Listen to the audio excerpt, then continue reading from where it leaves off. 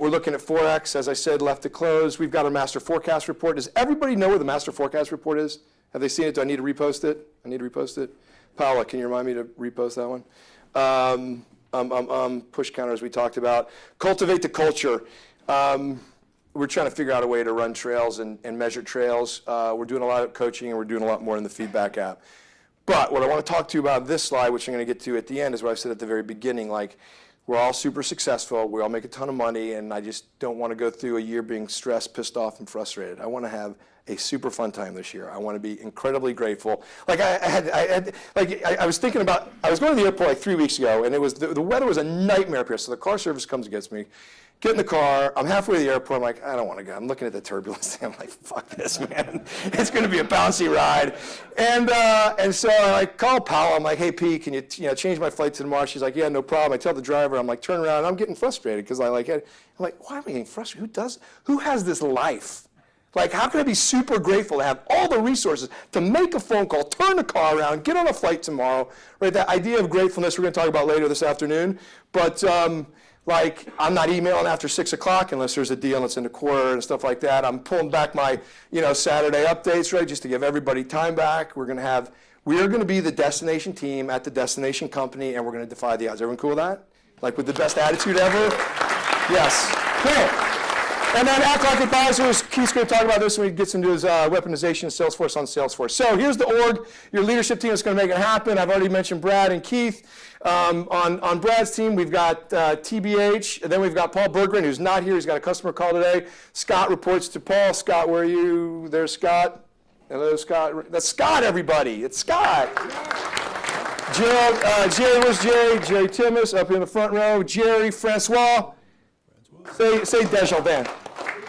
Desjardins. That's one of our customers. I love that. I bet, yeah.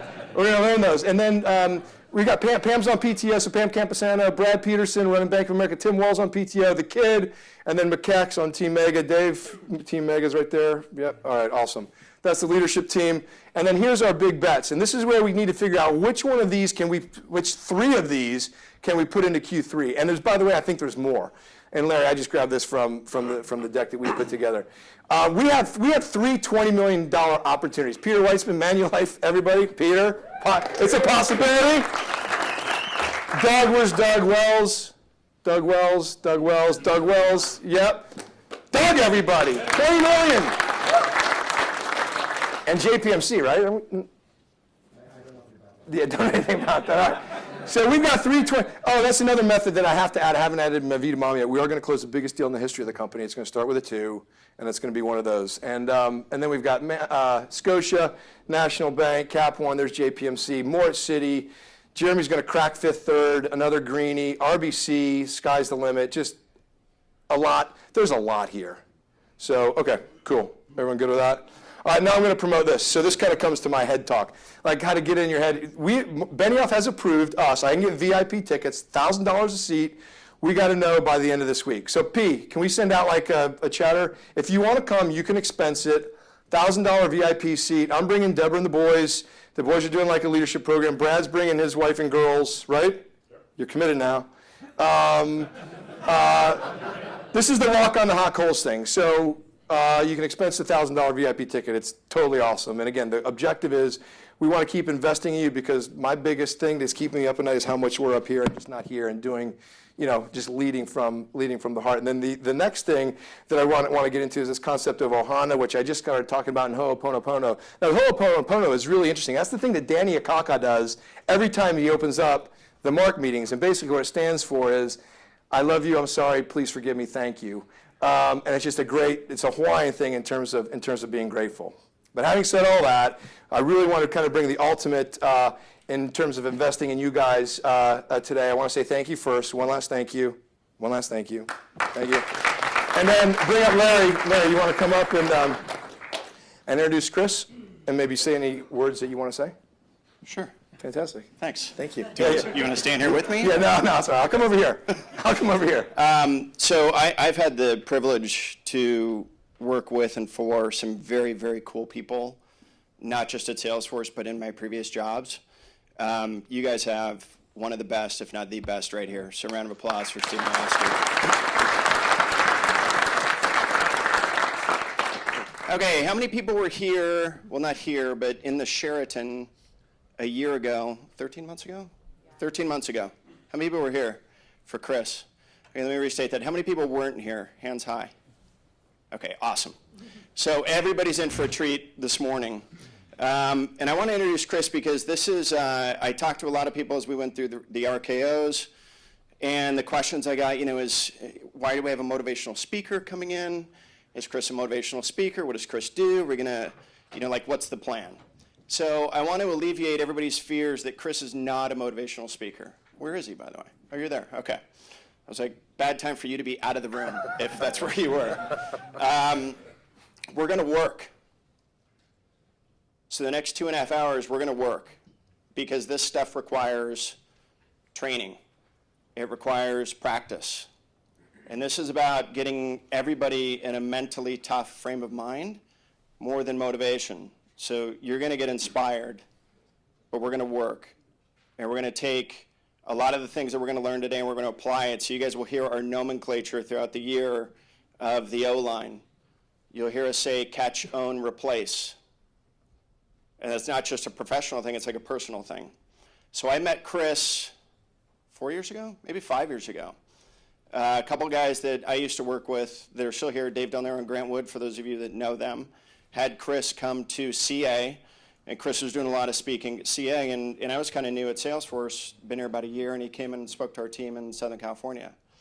And it transformed our entire team, not just professionally, but personally. So Chris has now become a really good friend of the company.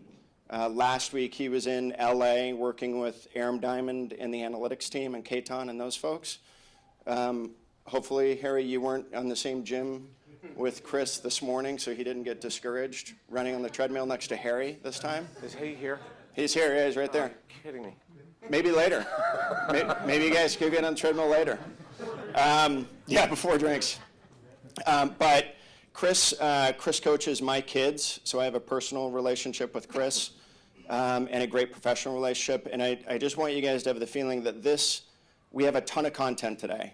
And Steve and Powell and the whole team has done a great job getting you guys a kick-ass, compressed, really, really great set of things. I will go out on a limb, no disrespect to anybody that's coming after Chris, but this is the most important thing you're going to do today. This next 2.5 hours will transform you professionally. It'll transform you personally.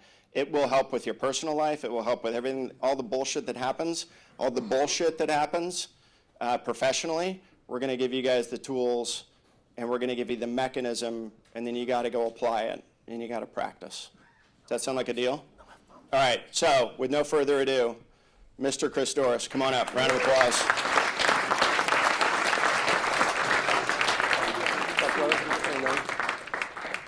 Thank you, Larry. Yep. Are we on? Huh? Thank you, buddy. Love you. Appreciate it. Love you too, man. Are we on? Can you hear me? Okay, good. So thank you, Larry. I appreciate that. That's an amazing introduction. And Steve, thanks for having me, man. Always.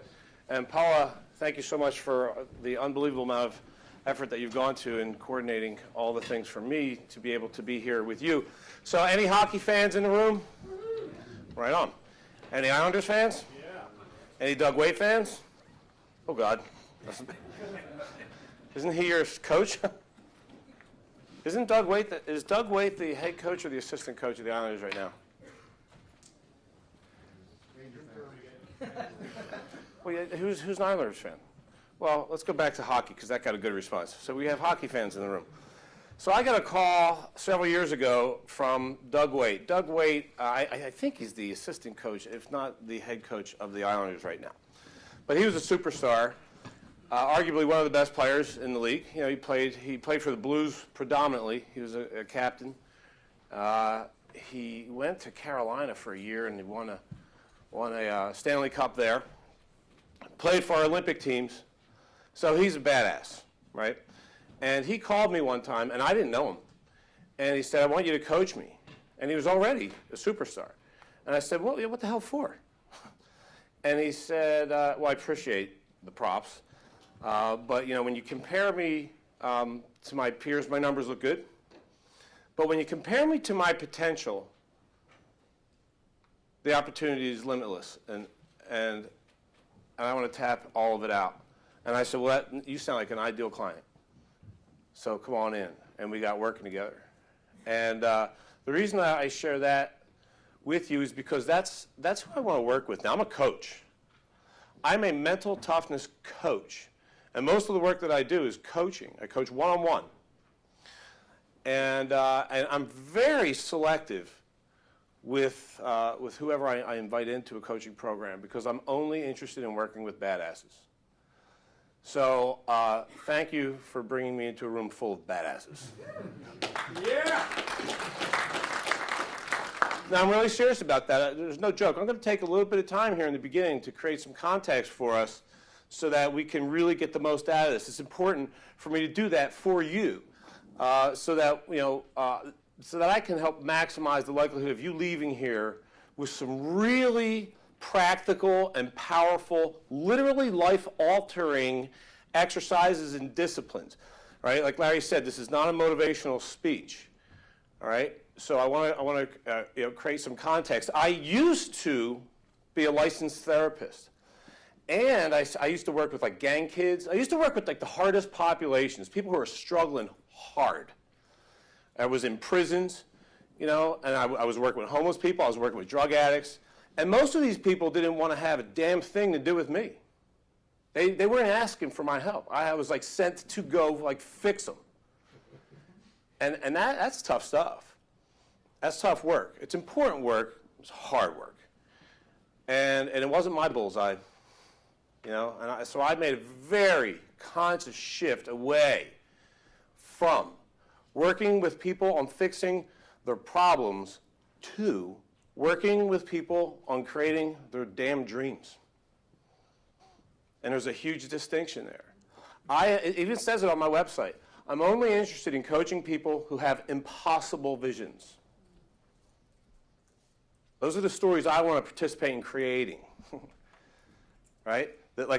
I want to help people create the projects where in the beginning of the project and the pursuit of it, I have no freaking clue how I'm going to pull this shit off. And we're going to talk about that. We're going to talk about the hows and the what.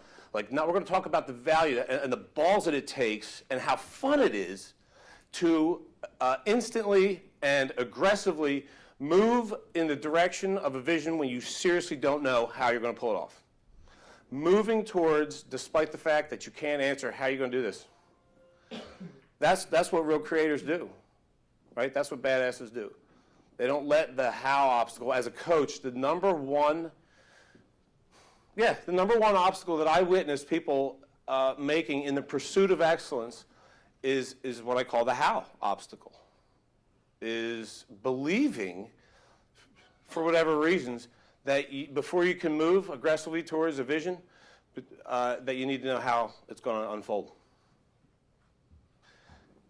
We have a lot of the work that we're going to do today, again, and it is, Larry, you're right, we're doing work. We're here, this is a work session. This is a coaching session. And so much of it is about unlearning. We're going to talk a lot about, you're going to hear me mention the word conditioning a whole lot. And what I'm talking about is the conditioning of our pasts. We've picked up a lot of stuff along the way that serves us, like learning to stop at a red light. It's a good lesson, right? It works for us. Hey, man, how's it going? It's good to see you right up front again. Yeah, we had a good time in Santa Monica last week. Now I'm scared shitless because he's a heckler. Take it easy on me today. Stopping at a red light's a good idea, but we've also picked up some stuff that doesn't work for us. We've been conditioned to believe a whole bunch of things that don't work for us. We have learned so many lessons. Like, for example, when you don't get what you want, that's bad. We've learned that when you don't get what you want, that's a problem, or there's something bad about that. Right? When in fact the most masterful minds choose to interpret that as pure opportunity. Right? I like to say, you're going to hear me repeat a lot of mantras throughout the day, that the most mentally tough, who happen to often be the most successful, who, what do you know, happen to also be the happiest people in the world, choose to, they believe that every set of circumstances can be leveraged for both individual and collective gain if only viewed masterfully. I'm going to repeat that. Every set of circumstances can be leveraged for individual and collective gain, but only if viewed masterfully. So that's a way of super summarizing what our project together here today is to train ourselves, is to further train our minds to only interpret reality in ways that maximize the likelihood of us getting, having, being, or doing what we want. We want to be the people that don't see problems in the world, but only see leverageable opportunities. One of the exercises that we're going to do today is called The Problem is the Gift. All right, so be thinking about what are the things that you complain most frequently about in life? Personally or professionally, it doesn't matter. All right, what are the things that you can pretty much count on you're going to complain about at some point today or by the end of the week? All right, and because we're going to be converting those. We're going to be literally converting those. What I'm here to do, and this is my pledge to you, is to equip you with tools. Here's a good way of thinking about what we're doing. I'm like the psychological equivalent of a physical trainer, right? So if you're committed to getting into phenomenal physical shape, you might consider hiring a personal trainer whose job it is to know tools and techniques, all right, and exercises, but even more than that, because anybody can do that, is to push you past your perceived limits, to have you know that you got more in the tank when you think you don't, right? To show you that you got more than you think you got, right? And that's what I'm here to do. Now, you know, there's something that I really have a problem with, which is that, show of hands, how many people here have had a class in school at any level that taught you in a really truly practical, specific way, that gave you tools that would serve the function of having you be more masterful with the way that you use your mind? Yeah, we talked about that. So it's very few, 2, 3, maybe, right? Like, what was the class? Where were the classes? Well, who raised your hand over there? Did you have an actual course? I mean, just the way it was applied in college, yeah. In college, do you remember what the course was called? Yeah, it was an electrical engineering course. Oh, that's fascinating. So that was because of the prof. Yeah. Yeah, right. So, and that's cool for that prof Right. to have integrated that into the syllabus or to the curriculum, but, right, the same course that was offered by different profs didn't have that. So you lucked out in that regard. But where was the class in grade school that taught? So it's like, you know, Buddha said, your life unfolds according to the way that you think. Your life unfolds according to the way that you think, right? So where was the class on becoming a thought warrior? Where was that one? You know, it wasn't in grade school, it wasn't in high school. I didn't get in college, and I was a psych major. And I went to grad school for psych and still never had it. Still never had a class on how to really become masterful with my mind. You know, we have brains, and our brains, among other things, are thought-pumping machines.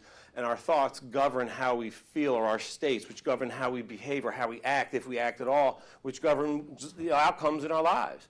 So it all comes back to our thinking, right? And, you know, if there's only one thing that I would want you guys to take away from today, it's to understand that the better you think, the better your life is, period. That's it. The better a thinker, the more powerful you are, and it's the thought-heart connection. Like the more I can create great states which elevate my moods, there's the heart part, right? In other words, the better I am at being a thought warrior, then instantaneously, you know, then I am more of an emotional master, and I am more effortlessly creating excellence in my life in all disciplines. So we never had the training. We never had the training on how to do this, and I think that's a little ludicrous. And so this is my job now, is to bring the training, and this is what I've been studying for my entire professional life. Just watching people who kick ass and then go, well, what are you doing different? You know, and it all starts here. You know, and what they're doing different is they're using their minds in more intelligent ways, right? Like we all had phys ed We all had gym class, right? We all got that was kind of an important deal. But we didn't have the mental gym class. So we're in mental gym class right now. That's what we're doing. We're in gym. All right? All right, so everybody does anybody not have a packet of the handouts? Does anybody need one? Everybody's good? All right, Raj. Think of a number, and those of you that have done this before, just keep it, don't ruin it. Think of a number that corresponds, listen, this is an important directive. The instructions here are relevant. So think of a number that corresponds to the most money that you can imagine getting a hold of under any circumstance, and write it down on the line on the first page. All right, I'll repeat that. It's pretty simple. Think of a number that corresponds to the most money that you can imagine getting a hold of under any circumstance in a year's time, and write it down.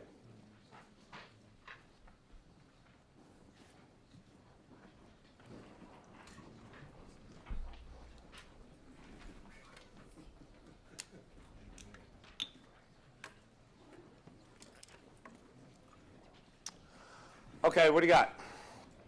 Just throw some numbers out. 500 million.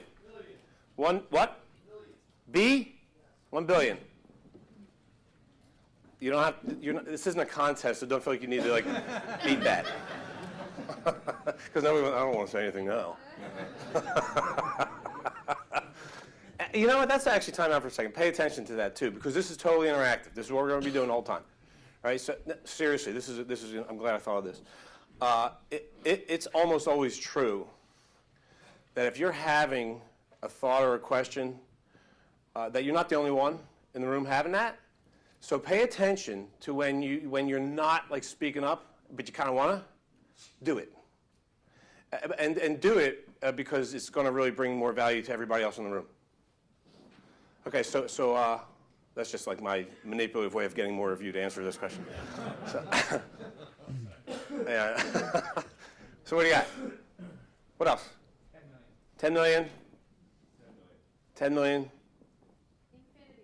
That's not okay, so you know where we're going with this, but that's not an actual amount. But I appreciate that. Appreciate that. Okay, so can anyone other than infinity, can you double your numbers? Can you double what you wrote down or what you thought of and still imagine that? Can anybody not do that? So there are no hands up. So that means everyone can do that, except infinity, right? Which means, including infinity, nobody answered the question.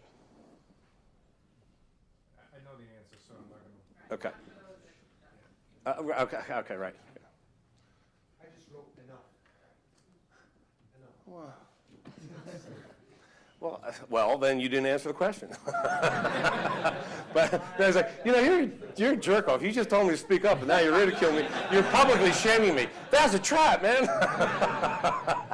Well, what am I gonna do? So you can double your number, right? Okay. Well, you shouldn't be able to add a damn penny to it. See, and then this is really interesting, right? And I want you to be fascinated by this because, like, I want you to be enthusiastically intrigued by the phenomenon that we're pointing out here. You shouldn't be able to add a damn thing to it, right? Do you remember the question? What was the question? Who can tell me what the question was? It's not even exactly what's written on the page. Imagine. It's what's the most, right? A number that corresponds to the most money that you can imagine what? Getting your hands on? That's right. Not like earning. I didn't say earning, right? I just said getting a hold of in any way in a year's time, right? So what was the question? Now, so everyone in this room, because of the conditioning of our past that I'm talking about, unconsciously translated the question that I asked, said 3 times, into a different one. What was the question that you answered? How much can you earn? Yep. So you translated it from a question about imagination to your estimate of possibility based on whatever kind of, unique lessons you've learned about how hard it is to accumulate tons of money. We've all got weird money stuff in our heads. We all do. We have all been conditioned heavily to have very limiting beliefs about money and how difficult it is to access it and create it, which is all horse shit. Is it Kiyosaki? Is that the guy, Rich Dad, Poor Dad? Yeah, he talks about like money is just a concept. It's just a construct, and he's so right. Right? When you get that, then it just becomes a thing. It's like Elon Musk. What a neat dude. He thinks on a different plane. I love that. I love that about him. Elon Musk, the Tesla dude, the SpaceX guy. And one of his, I guess his ex-wife said something like, yeah, he's just so weird with money because he doesn't care about it. It's like going to get milk. If he needs money, he just goes gets it. Like the pen ran out. All right, let's go to another one. We need it. How much? $1 billion? Yeah, I need $1 billion. Let's get that, and let's hurry up, please. It's just a thing. It's like a combination on a lock to him. Really, and you know what? That's what it should be to us. That's all it is. Right? But that's an interesting phenomenon, right? That we all of us in this room, unconsciously translated that question. Right? And again, I want us to be enthusiastically intrigued by that. So it's like, let's humble down for a moment and all acknowledge that it's true that we are all in a brainwashed state. It's true. It's like literal. We have all been brainwashed to believe shit that ain't true. And it's really no different than going to one of those funny hypnotic, hypnotherapy entertainers that get people up on stage, and I should do this. This would add to the event, I bet, and get you clucking like a chicken. Who here would like to see Larry Shirts walk around the stage clucking like a chicken? Who hasn't? That's been there, done that. Right, yeah. Come up with some new material, babe. No, but it's true, though. It's like, right? We've all, you get that. Right? That you just unconsciously, and that's it, the unconscious part, heard what I was saying in a way other than when I was saying it because it went through the filter of your conditioned past.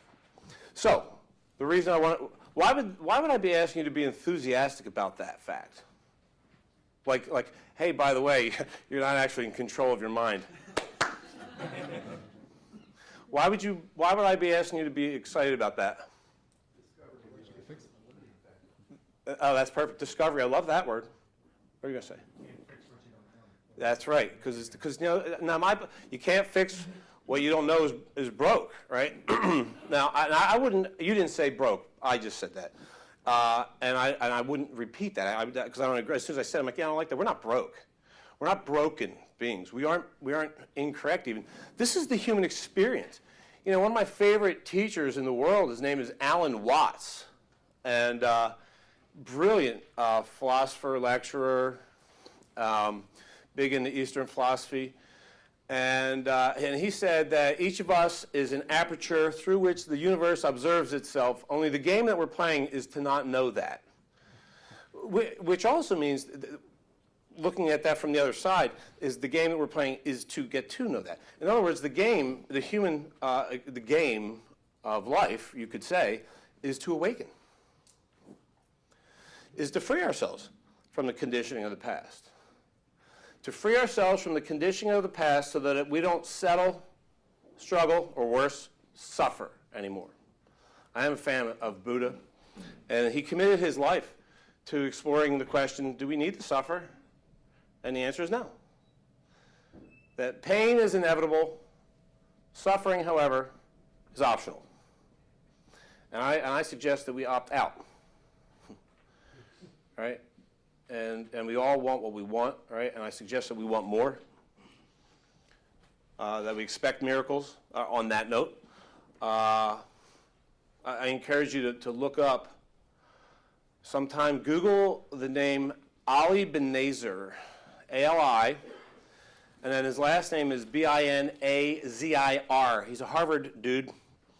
He's a Harvard prof. I think he's a math guy. I'm not sure. But he calculated the odds on you. He calculated the odds on you happening as you. And has anybody ever seen it? He's got this cool, so if you put in Ali Benazer, what are the odds? Just Google that sometime. And a PDF will come up that he created. So it's short and it's awesome. It's kind of funny too, but it's ridiculously poignant. And this is the math that he came up with. So the odds of you happening as you are, it's an incomprehensible improbability. So the estimated number of particles in the cosmos is 10 to the 80th power. 10 with 80 zeros after it, right? I don't think that there's even a name for that number.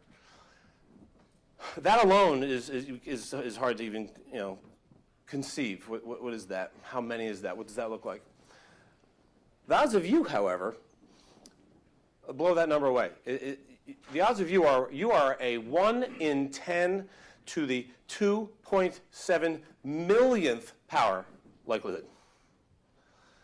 1 in 10 to the 2.7 millionth power. So all right, so that's just big numbers, and let's put that into some context. Let's get 2 million people, right, and we'll give them dice. One die. Everybody gets one.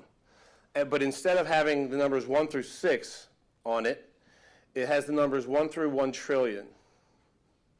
And all 2 million people roll the dice at the same time, and they all come up the same number. That's those odds. That's the odds of you.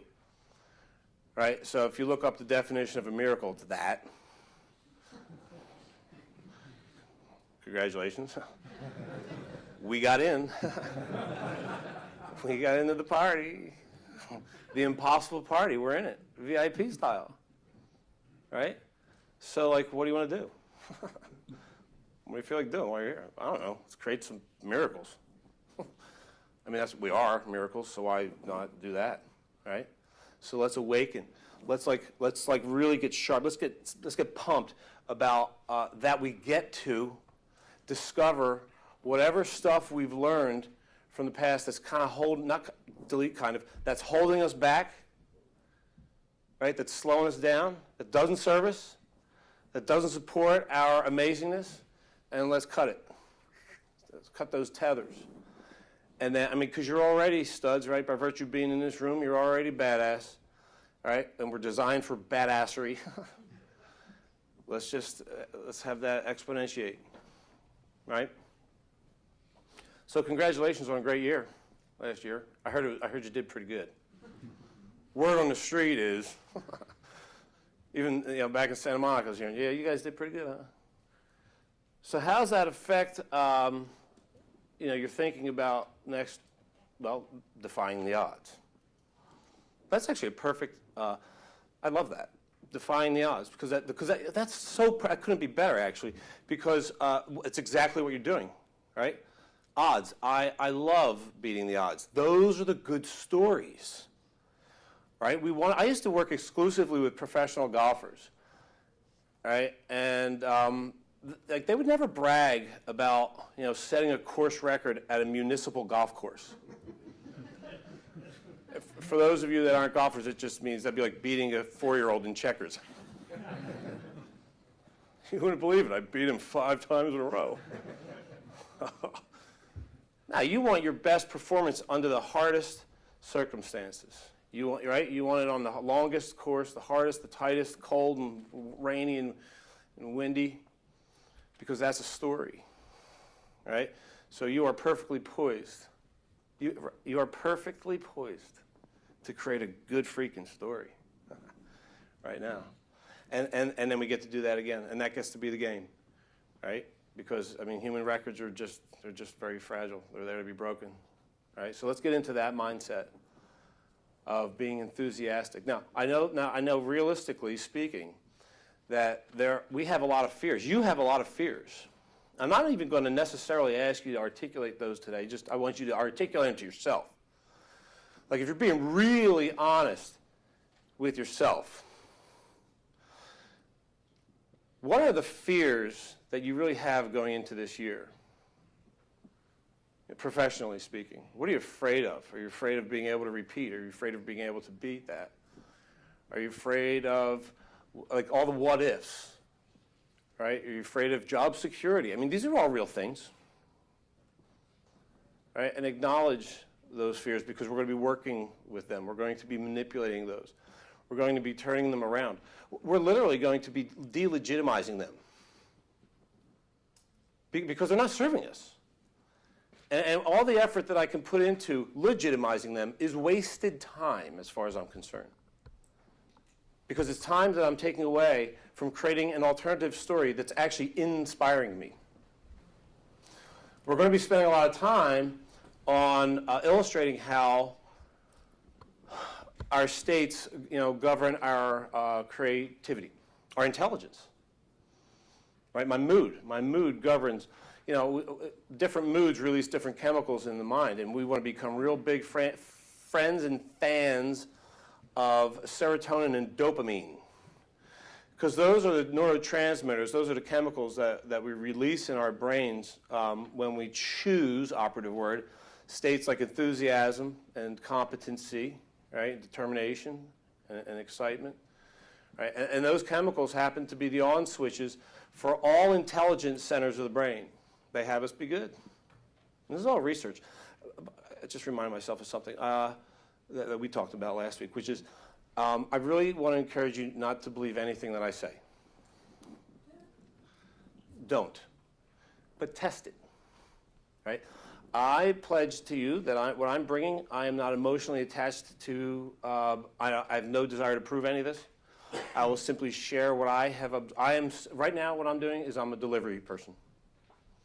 I am delivering to you what I have observed works phenomenally well for human beings in creating excellence. That's all it is. That's what's happening right here. All right? I back some of it up with as little as possible with actual data. Kidding. The serotonin stuff is legit. Dopamine and serotonin, really, we want to be releasing those and how do you do that? Well, you become amazing. You just create great states. You put yourself in good moods. That's what we're working on, is becoming amazing at feeling good. Because you know what? Isn't it interesting that all human peak performance examples are all characterized by high-grade states? Like you ask people who just got, how to perform, where they're in the zone, like where they just crushed it, whether it's, sports, music, theater, dance, business, right? Well, hell, let's just do it. You think about a peak performance from your life, and I don't care what discipline it was in. Just some memory of you absolutely crushing it. This is a really intelligent exercise, by the way, to do frequently for multiple reasons. Among them is it's an instant state elevator, instantaneous mood elevator. If you're doing it, you're actually releasing serotonin and dopamine right now. You're making yourself smarter and more capable just by remembering your own excellence. Isn't that interesting? And yes, it can be that easy.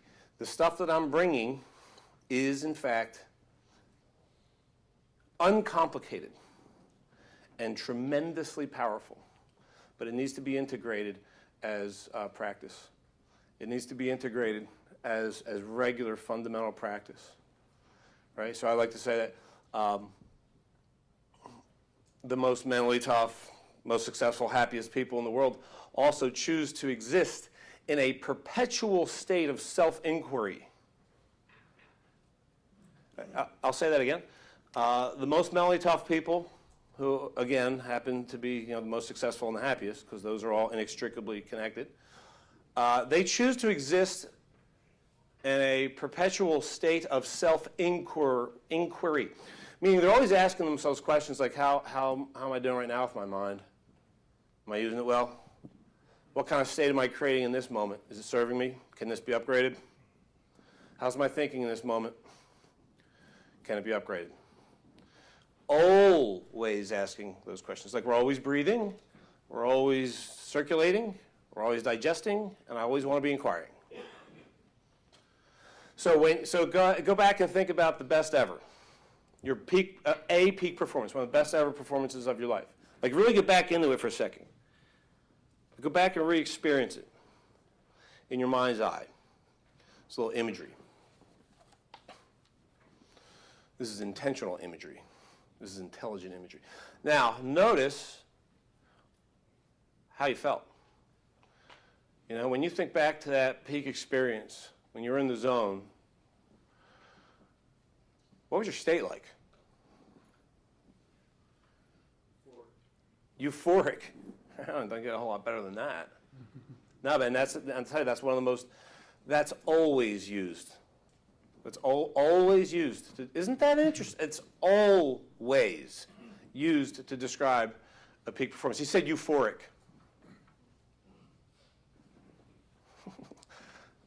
I have yet to hear, like, scared shitless. No one says that. It's the opposite. Like an infinite panic. Hugely pissed off. Irate. Livid. What else? Simple. Sorry? Simple. Simple. Can you elaborate a little bit on that? Simple. It just seems that when you get into that state, that Can you hear him? things just happen. Oh, that's so great. Oh, that's a good call. Things just happen. Yeah, I'm not going to run these around all day, but for you. Larry, thanks. yeah. Could you say that again? Because that's So pretty, I think, you know, I said simple, but I think things just happen. You try, when you're into it and you're trying and things don't work out, you get frustrated. But when you're in the state that things are working out, they're simple. Yeah. And they just happen. I love that so much. Another way of summarizing that would be saying effortless, right? Yep. And isn't that interesting? Doesn't that seem like maybe almost counterintuitive? Like that the best performance was simple? Right? That it was the best was the easy. Like where's the suffering? How can it be good if there wasn't pain? Well, it's like that stupid phrase, hey, no pain, no gain. That is so stupid. Isn't that the result of hard work to get that simple? It depends. Hard work, yes. Yes, I love that. I want to work hard at letting it be simple. Right? But then again, I have clients who, you know, like a golfer who'll be at the range, you may know one, for hours and hours and hours, I'm referring to Larry's son, for hours and hours practicing in the sand trap. Like I'll drive to an appointment, and I'll drive by and see Parker Shirts in the sand trap at 8 a.m., and I'll be off all day, and I'll come back at 5 p.m., and Parker Shirts is still in the same freaking sand trap. I'm like, dude, get a life. But there's like, but the thing is, for certain, like when you are in your sweet spot, when you're really aligned with your passion, work becomes like a fluid term. It's not like, you know, if you ask him, "Are you working?" You said, "Well, I guess I'm working on my sand game, but I'm having a blast trying to hoop 10 of them. Like my mission here, I got a game going on with myself, and I'm trying to hold 10 in this hole, and then I'm going to go to that one, you know, and it's a game." And it's intrinsically rewarding, and that's important, right? Is that the zone people always, fun is another one, right? So euphoric, right? Simple or easy or effortless, and fun. You know, I write a lot on the intelligence of fun. I really do like making fun of that, these neurotic phrases like no pain, no gain, or hey, there's time for work and a time for play. That's bullshit. There's only time for play. There really is. I mean, if you look at it from a scientific perspective, there's no time for work. The more fun I can have with what it is that I'm working on, the more likely it is that my performance will peak. You know? And I love all of that. Like, so all the research I've done is totally encouraging because it's like the better we feel, the better we are. Isn't that cool? Like, isn't it good that we evolved in such a way that you know, we aren't at our best when we're pissed off? You know, we aren't at our best when we're panicking. We are at our best when we feel amazing, right? All right, let's do another experiment. So there's your second handout.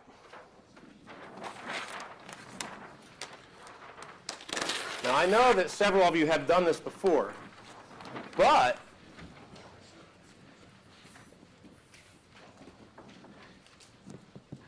even though you have, it's entirely possible that you will have forgotten the solution. So you've got 9 dots, right? And the object here is to connect all 9 dots, all right? Now I'm going to give you 3 restrictions, okay? 3 rules beyond which you can do anything to make it so. All right, so if you know the answer, then write it, but then just turn it over so the people around you can't cheat off of you. And then take credit to look smart. All right, so you got to connect all 9 dots.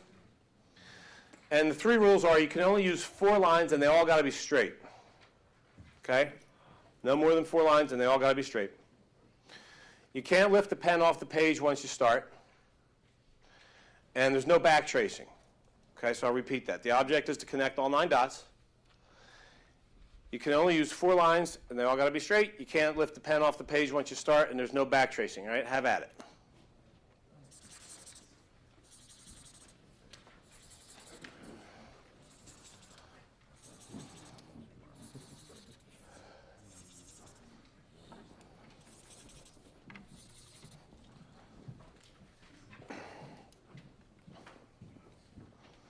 So the reason Larry's leaving the room right now is no, you can go. Sorry. Is because he's seen this 16 times and he still forgets the solution. I know, and you don't want me to call on you. I wouldn't have. You can come back. I won't call on you. All right, does everybody have it? Everybody got the solution?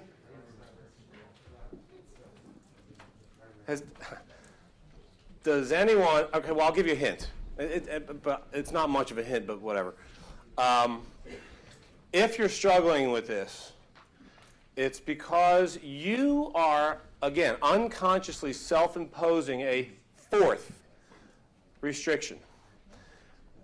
All right, and just like you unconsciously translated the money question, if you're not seeing the answer, it's because you're self-imposing a 4th restriction, and it's that one that is completely forbidding you from being able to see what honest to goodness, is actually a simple solution.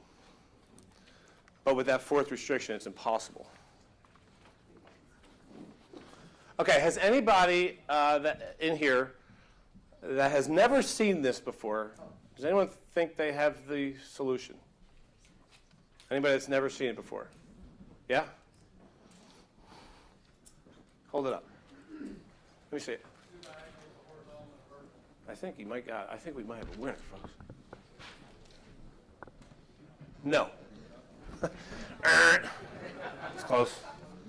No, because remember the second one is you can't lift the pen off the page once you start, so they all got to be connected.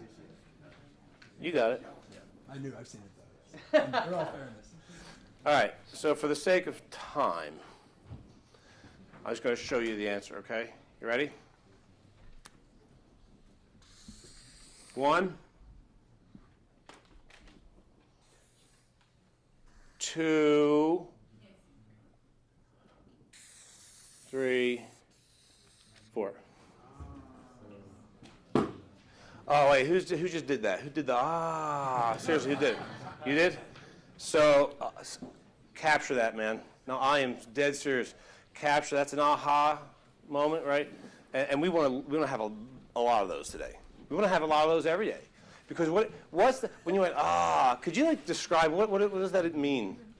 Yeah, because clearly this required some thinking outside of the box. Right. You automatically assume that you need to keep to the outer dots. Yes, that's true. But I'm speaking specifically to that moment when you become aware of a thing that you weren't aware of before, like a solution that was eluding you a moment ago. How would you describe that?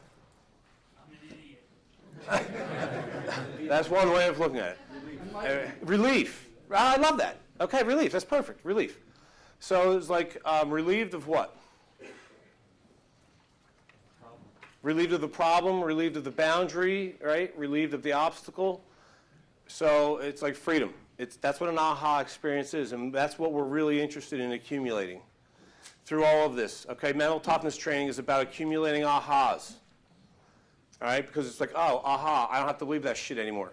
Like, I don't have to have a problem with traffic. Oh, aha, I don't have to be worried about my performance. Oh, aha, I don't have to be upset when I don't get what I want. I can actually leverage that into fuel. Oh, aha. So that's great. So thanks for having, thank you for having an out loud aha experience. And that's where we want. So you're right, though. You said a few other things that are important, which is this exercise is, of course, the origin of that cliche, right? Think outside the box, right? Most people don't know that. They just say that. Afraid, oh, you got to think outside the box. I don't know what the hell they're talking about. But this is it. You do now. You know what you're talking about now, right? So it's like we want to live out there. We want to live. We want to just. There is no box. The box is the self-imposed limitation. The box is an illusion. The box is a boundary that doesn't exist, but might as well because it's holding you back. And that's the interesting psychology of all this stuff. It's illusions like that are holding us back. And as soon as we become conscious, we shatter the illusion. And now we're free. Free to create more miracles. Free to up the game. Free to defeat the odds. So there's a story that about circus elephants, which I'm happy to use more now because circus elephants are becoming a thing of the past, which I'm very happy about. But when back in the day, when circuses were using elephants for entertainment purposes, they'd have to keep the elephant somewhere, right? When they're not using them, so they have like a new baby elephant in the circus, and they just go take it outside, and they put a rope around its foot, tie it to a stake in the ground, and hammer the stake into the ground. And elephants have amazing memories, which is why they can migrate such great distances, like from South to Northern Africa and back on the same virtually identical path, which is amazing. And it's because their memories are so good, right? However, there's a liability to that, to having an excellent memory. Right, and so another mantra is, I use history, but don't permit history to use me. So these elephants, they very quickly learn how long the rope is, because they test it, and it's like I can't go past that rock, and they quickly learn the circumference of their exploratory world. The range of available opportunity for them to roam before they hit the limit, beyond which they cannot explore, right? And they learn it pretty quick. So then the trainer knows this about elephants, so then the trainer can just take that elephant out to that same stake and just like not even have to go to the effort of putting a rope on, because he knows the elephant is in the belief that there's a boundary. Like the electric fence for dogs. That is real. But if you forget to turn it on, it might be okay because, dogs are dumber than elephants, though. They'll just, shit, damn it, you knew that.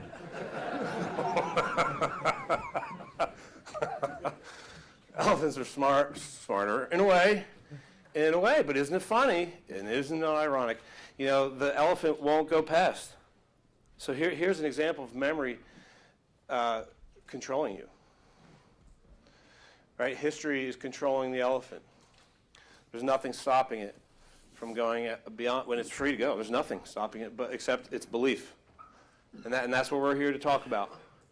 Is shattering the illusion of boundaries or limits and choosing to live your life in a way that's limitless. That's an option, right? We are the authorities of our lives.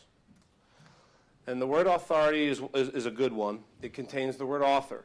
And what authors do, they write stories. So you write all these stories for your life. You write the story of what are you going to do this year? What are you pulling off? What's your story on that? What are you going to do this year that you've never done? That you might not even know how you're going to do right now? That you could never prove in this moment, but you will in a year from now. And you get to whatever stories, like the fear I asked you, remember pay attention to what are the things you're afraid of right now. and know that all that is a story that you wrote, and you are writing, you are continuing to have that story be your story. So the question is it working for you? And if it ain't, and the only way to measure it is, does it make you feel inspired or shitty? So if the story makes you feel bad, you have that authority to erase the story. And then you might be thinking, well, yeah, but isn't that potentially delusional? Yes, of course it is. It is beautifully, intelligently delusional. I absolutely strongly encourage you, as someone that used to work with chronic schizophrenics, to use the ability to delude yourselves in grandiose ways, in intelligent ways. This watch is set fast right now. Any idea why I would do that this morning? I am bullshitting myself right now in front of you. I see the irony in all that. Your presenter is delusional. Good job. Why did I set this a little bit fast? So you're not late. What was that? So how will setting my watch fast have me not be late? That's it. I got to buy it. I got to buy my own bullshit. and if it works to have me be amazing, oh, okay. Yeah, I'm fine with that. It's not hurting anybody. All right? And we do it in many ways. And most of the time, the ways we do it, that we bullshit ourselves, don't have us be amazing. It's the opposite. Most of our bullshit stories have us be weak. So if we're going to use the delusional bullshit skill set, we might as well use it to serve ourselves, right? Right? That reminds me of a tool. This is a cool tool. It's called the shooter's mentality. Has anybody ever heard of the shooter's mentality before? All right. So let's use Michael Jordan as an example because he's safe now. He's not territorial.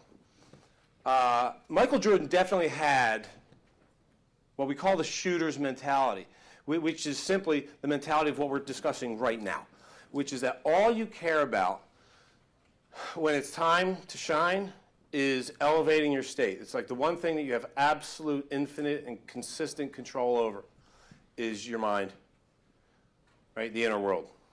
We always have total control over that. So what I want to do, because I understand the relationship between my moods and my performance, is I want to keep my mood elevated. Regardless of how the performance is going, right? Because that goes up and down. That I do not have total control over.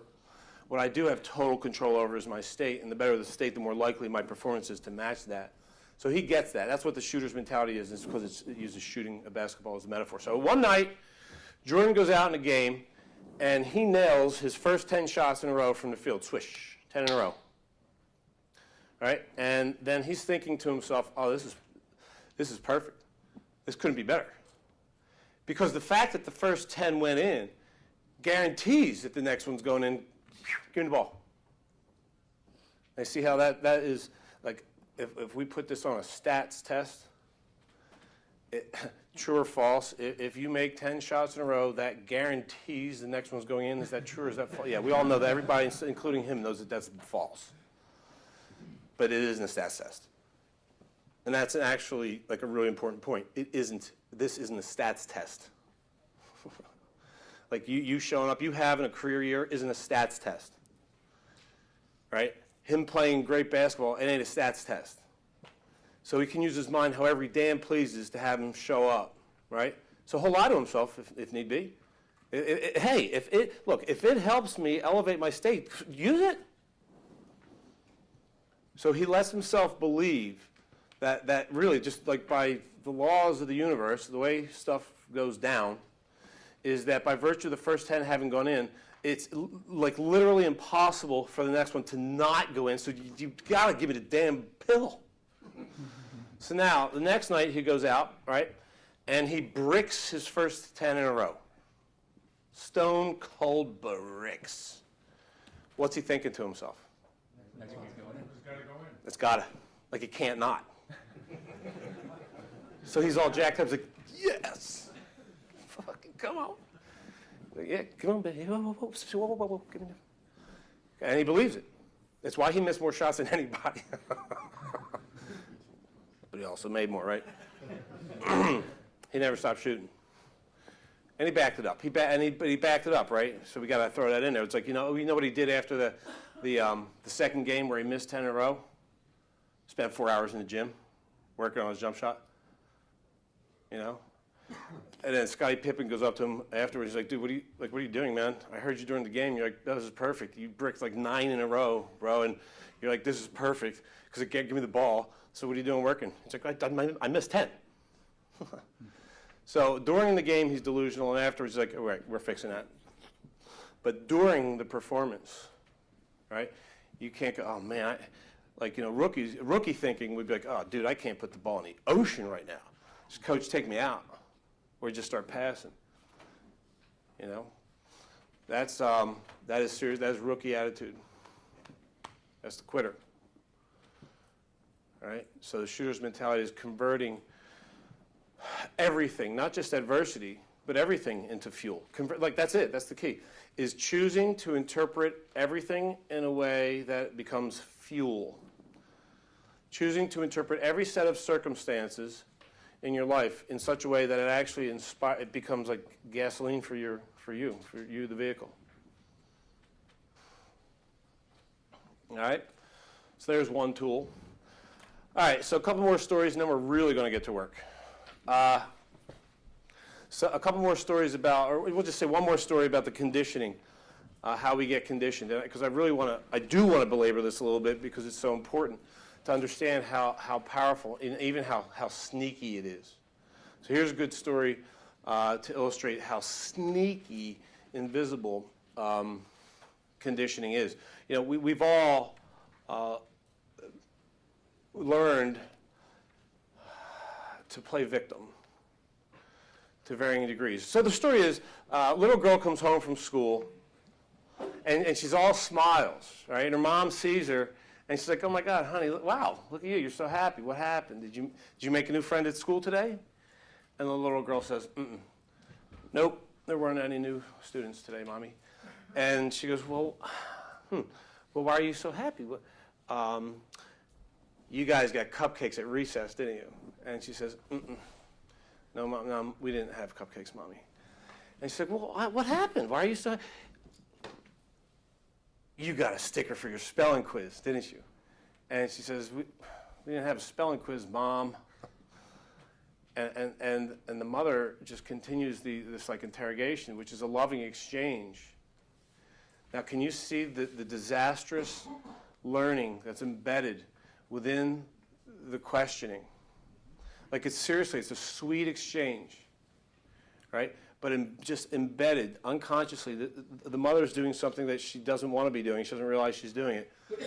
What is she teaching her daughter by even asking these questions the way she's asking them? You either have to do something or get something to be happy. So something outside of you, honey, had to happen. You know, you can't just choose joy, not in this damn house. No, siree. See that? It's a horrible thing because the mom is teaching the daughter to be a victim of circumstance. She's teaching her literally to wait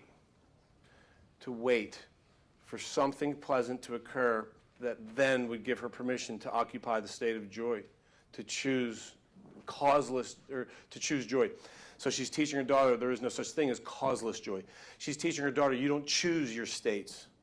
She's teaching your daughter that you are governed by outside influence, by that the outer world governs your inner world. When the reverse is true, is that the outer world is a reflection of the inner world. Right?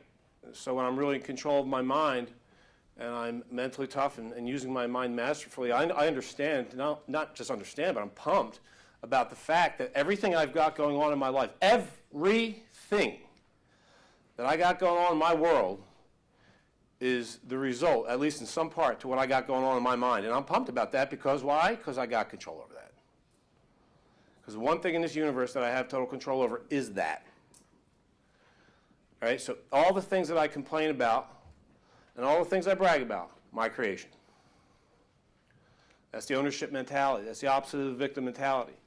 And we will never create excellence in a sustainable way if we're operating from the victim mentality, if we're permitting outer circumstances to govern our inner states. And we all learned it. Okay, so let's just awaken to that and be enthused about the fact that we're already creating excellence in our lives. Every one of us in this room has excellent lives. And how much cooler can it get? Well, I don't know. Let's see. As we free ourselves from the conditioning of our past that has us settle, struggle, and suffer. All right. You ready to get to work? All right, let's do it. So let's look at, what's the next page? Is it oh, that's actually a fun, oh, what the hell, let's do that. Yeah, let's do that, that's fun. It's fun and it's relevant. Okay, that weird paragraph, finish files, that weird deal. That's what I want you to do. I want you to, this is great. Count, have you seen this? Yeah. See, count the number of times that the letter F, as in Frank, appears in that paragraph, and then don't say anything out loud, and then turn your page over.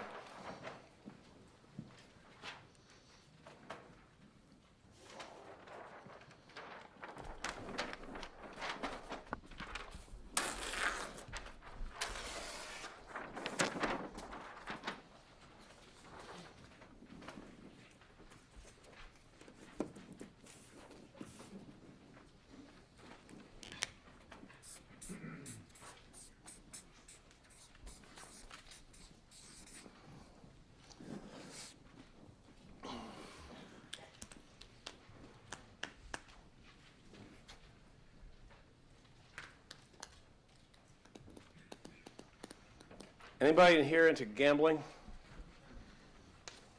You should raise your hands much more authoritatively than that. Yeah, you're gonna thank me for this shit. This is money in the bank. Okay, now be honest. All right, be honest. All right, how many people say 2? Sure, raise your hands. Okay, nobody. All right, how many say 3? Raise your hands. Raise them high. That's like the whole freaking room. All right, how many say 4? A couple. How many say 5? Now the ones who are going 3 are saying, what are you looking at? And how many say more than 5? Oh, that's a lot. Oh, that's actually, did anybody raise their hand twice? Yes. He's like this. My hand's been up the whole time. Oh, you saw it. I see 2 different ways of answering the question. Yeah, well, go with the one that has a higher number. Just to be safe. So there are 6. That's actually, I'll tell you, I'll show you in a second. But I must say, honestly speaking, seriously, because I do this a lot, that was a lot, that's probably and I'm not joking, that might be the most number of hands I've ever seen raised in a group this large for 6, because most of the time, it's 3. So the reason that you did anything less than 6 is you missed the ofs. There are 3 ofs. Check it out. I was a psych major and know that your brain fills in. Yeah. Well, you know what, though, this is about. So, those who skip the ofs, whoever missed the ofs, do you see them now? Can anyone still not see them? Don't raise your hand on that. Do not admit that one. So why did you miss the ofs? There was no ofs when I left the first time. Yeah, that's right, because they weren't there. I have a little clicker. This is some serious technology. I clicked it, and you look back, and, well, where the hell were they? Why didn't you see the ofs? When you're reading, your brain is almost skipping over the word because it's so small and it knows it's there. It's moving on to the next word. So the simple answer there of that is you're in a rush. You're hauling ass through life. How many lessons have we learned? Like, hurry up. I mean, even like having timed reading comprehension as a section of standardized testing growing up is having you learn, you better hurry up. School. Time's a wasting, babe. Step on it. Just get the lead out. You know? And at times, there's great value in that, like racing. Yes. My man. My buddy who makes me feel so freaking out of shape. I'll tell you, dude, that story, that was incredible. It's Harry. Yeah, Harry. Where were we? We're in San Fran? Yeah. And and I go down to the gym before our event, and I'm on the treadmill, and I'm all like, yeah, dude, you're getting in shape, man. And I'm like checking my numbers, and I'm feeling good about myself for a minute. So I look next to me. He's like, and I'm just doing sprints, and then I'm like, slowing it down and then walking and recovering for like 2 minutes. Like, yeah, man, I'm getting in shape. And he just goes for 20 minutes. I'm like, stop it! So he gave me, so the gift you gave me that morning was to use all my own tools. Getting above the O-line, shooter's mentality. It's perfect that I'm running next to an Olympian. Because he's inspiring me. All right, so what's up? So the F in scientific, because it's 4 hyphen. Yeah. I got 4 because I skipped the other before that. I would think that, oh, I got it. Like that was the one you're trying to. So still, and it's for the same reason. Yeah, right. Yeah, and they set it up that way on purpose, right? Because it helps illustrate how this catches us in our rush. How ironic. Faster. Can't you go any faster than that? Can't you read faster than that, Harry? That's right. The treadmill is a good place for that kind of speed. But a lot of the rest of our lives actually is not. So the question here is, we've been conditioned to hurry up and think about how much of your performance is compromised by that. Like, what else are you missing? What other details? What other creative, there is so much intelligence in slowing down.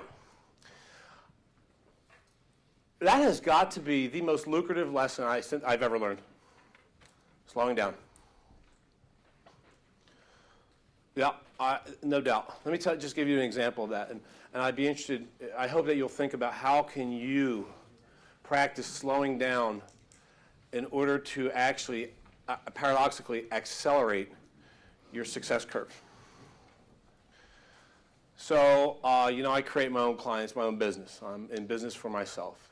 And so I'm always creating my next coaching clients, right?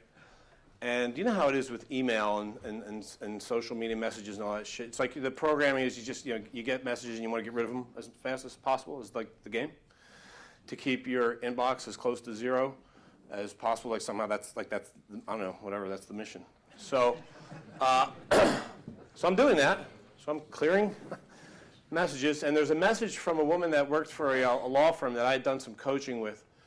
And she and I had stayed in touch a little bit over the years. In fact, we did a leadership trip to Africa together. And then she wrote me a message, and it was very personal, asking for my advice on some personal matters of hers, like about career changing and actually becoming a mother out of wedlock and like serious stuff. And I'm starting to type away my fast answer because I got to get rid of the message. That's the object, isn't it? It's like, answer it. I mean, I was being sincere, but I was just getting rid. And then it was right at that same period of time that I was really learning from my coach, whose name is Steve Chandler, this whole concept of this whole novel, brilliant, paradigm-shifting notion of actually slowing down. And I remembered, oh, wait a minute, whoa, this is probably one of those moments where that would be handy. So I deleted everything that I'd written. And I got pretty far into it. And I instead wrote, this is way too important to respond virtually. Can you get together with me next week and we'll spend 2 hours on this? Because these kinds of questions deserve that. And she wrote back instantly, hell yeah. And we did. And we spent a couple hours really getting into it. And before I could, and I, through that, I was learning a lot about her that I hadn't known before. And I thought, she'd make a really great coaching client. And she's got a lot of cool stuff going on, a lot of really, really stretch projects. This could be, she'd like be an ideal client. And before I could even say to her, what do you think? She said, what's going to take? And I said, what for? Well, we just talked about what it was going to take. And she's like, no, for me to work with you. So she beat me to it. She became a client for 2 years, and she sends me clients. And that wouldn't have happened if I was still in the rush. And I have jillions of those stories, which you don't need. I mean, you can think of them too, about like how I've monetized, and many other, many ways benefited from slowing down. But I'm just talking about profit alone. Is slowing down, right, to really, to see what's in front of us. If you're on another Salesforce trip that I had a year ago, I guess, to San Fran, had a fascinating day where unusually, this is the only time it's ever happened, where I was flying in the day of the event. And I'll never do that again for obvious reasons. There's just way too many things that could occur that would interfere with things going as you want them to. And every single imaginable one did. And it was so remarkable, the day, because of the way I played with it, by using all the tools that we're covering. Magic was created that day. It was absolutely amazing. So I was actually inspired to create a YouTube video on that. So I have a YouTube channel, and there's a lot of good videos on there that are all about some of the tools that we're covering today and many that we won't have time to. So I strongly encourage you to check that out. And so just go to YouTube and put my name in, and my channel will come up. And the particular one is how to capitalize on enthusiasm.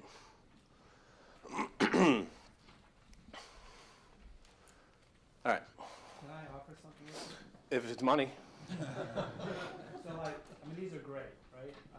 But the reality is they're only meaningful if we actually do something with them, we internalize them, we apply them. Right on. I feel like we just missed something. Like on the second page, you taught us to think outside of the box.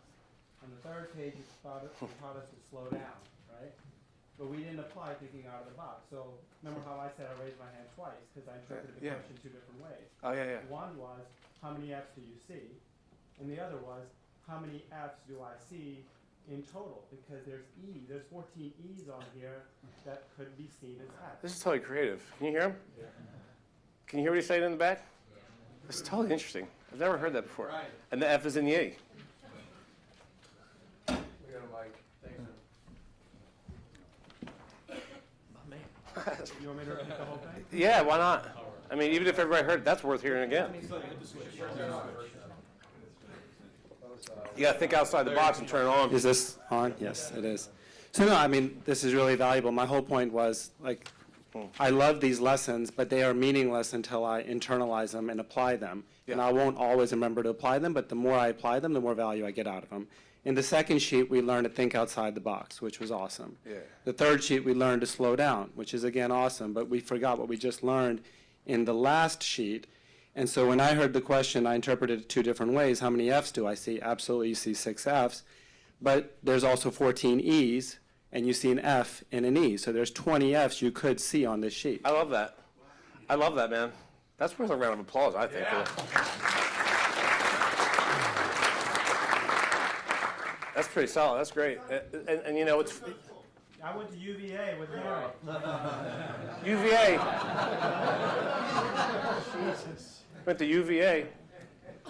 Wait, isn't that the team that lost to Villanova with .1? Oh, I flew back from Arizona for that game to go with my sister. Wow, what a game that was. You know what's even, to build on that, is you said, you started to communicate with me, right? You said I saw it 2 ways. That was you telling me there was something maybe for us to talk about. I didn't slow down to hear you, right? So that's cool. So thanks for bringing that up again. Thanks for giving me 2 shots at slowing down, to hear something that's truly valuable. And this is a real life example of it. Here we are, right in the middle of talking about it, and it's going on. Let's be fascinated with that. Right? You see the irony. We're talking about slowing down. I'm teaching slowing down. I can't even slow down enough to hear you say something important. And that's how powerful it is. And I want to look at that as a game, right? The game. There's so much more value for us to create, for us to benefit from. There's so many more solutions. The solutions are there. But because of our conditioned minds, we're not seeing them, or we're like our heads down. We can't see the opportunities that exist in our faces. You know, so slowing down is pretty clutch. So practice that, okay? To put some, because we're going to move on. We're probably not going to revisit that because I'm too much of a Harry. The way to practice that is experiment each day with slowing different things down. Slowing down the way you speak. Slowing down enough to stop and simply reflect, to stop doing anything other than reflect. For half an hour. Go outside and don't have your phone. And sit. And just interact with the world. When I was at Dreamforce, I had an amazing experience. Oh my God, that's so cool. We're slowing down enough. The last day of Dreamforce was on mindfulness, right? And I met a guy there who's a client of another coach that I know, and you know, we listened to the monks and all, and then he took me on what he calls an urban walkabout, which is where he says, this is like just a way of practicing slowing down. So he said, I'm just going to follow you. You go wherever you damn please. You do whatever moves you. Make a right, make a right. You want to stop? You know, whatever you feel inspired. Do you want to interact with somebody? Just whatever it is, you just respond and do it. And some real magic happens. And it's such a long story. I can't get into details right now. But suffice it to say that that guy taught me even more. And I'm glad that it happened, because it wouldn't have happened if it wasn't on Friday at Dreamforce, which is all about mindfulness and slowing down. So practice slowing down. Do a mindfulness meal. That's great. Like when you have time, when you're not in a rush, have a meal. And I used to do this at this one restaurant in Tempe, Arizona, Monty's, which was like this iconic steakhouse that they just closed down. And I would go by myself and have like a 2-hour steak dinner with one glass of wine, because it would take 2 hours to drink it. I've never repeated that, but that's really hard to do. But where, you pay so much attention. It's like a meditation meal, where you're observing the reflection before you even touch the glass. You're just observing the glass and the reflections of the glass and the colors of the wine, right? And everything else that you've maybe never even noticed about a wine glass sitting on the table, right? And observing like the glisten of the steak, right? Or the juices, right? Or the broccoli, and then smelling it, noticing the aromas, closing your eyes and experiencing simply just the olfactory sense, and then noticing the anticipation of it all, and slowing it down. Practice of experiencing more of reality. The more of reality that we can permit through our senses, the more options and opportunities we have. The more we can leverage it, right? The more we can experience it, the more we can leverage it and enjoy it. All right, next page. That's the, okay, so now the work begins.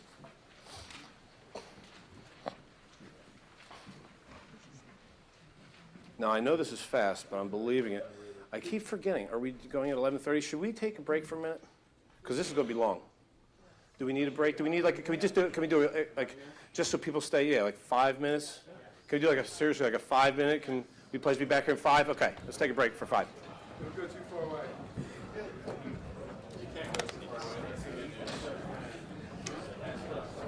Trapped in the bunker? Oh, yeah. 17-year-old kid all the time. I gotta figure out that. Yeah, I actually want to explain something. Well, I'm about to equip you with some perfect tools with which to do that. Seriously, what we're about to talk about next is the undoing of that. So then, and that's exactly what he's talking about. Because he was in the room. We had a session in Santa Monica last Thursday, and he was just talking about using some of the stuff with his family. So we're about to hit that. So you're in for a treat.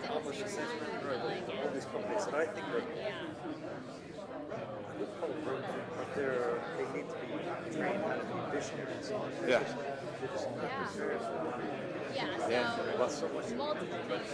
So first is America's still technically Then again, what we're about to go over is stuff that you can share, and I would strongly encourage you to share with anyone and everyone whose success you're interested in. But before that is practice it yourself. Is really get some traction with applying it. All right, get some stories of you using these tools, because that completely legitimizes it. You know, as opposed to, I heard this stuff, yesterday, and it sounded really cool. So here, let's have you. No, it's not. There's no real validity in that. You want to get validity. If you're gonna teach anything, you gotta walk the talk, right? Which validates the content. Yeah. Yeah. Like this, try to perfect that. Yeah, and it's yeah.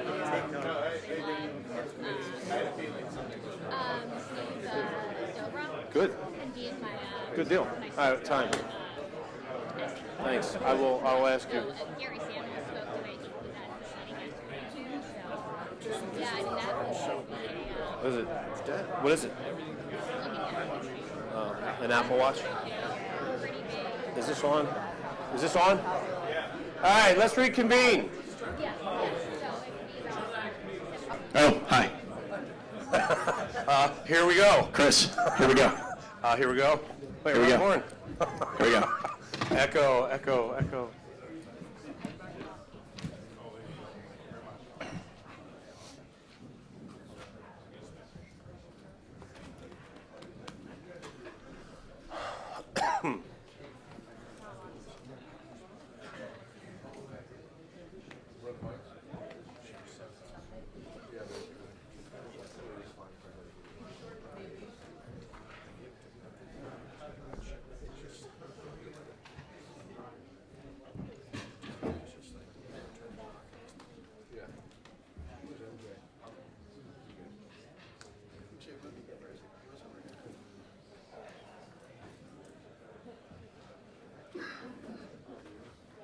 Tara, get everybody in from out there.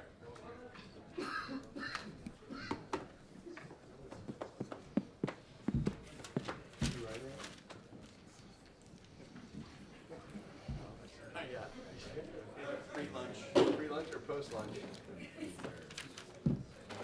Hey Jess, are a lot of people still out there? Thank you. Platform Chef, what's up? Nice. Ladies and gentlemen, Jason Schiffer. I said Jason Schiffer. Round of applause. Come on. Schiff. That's fantastic.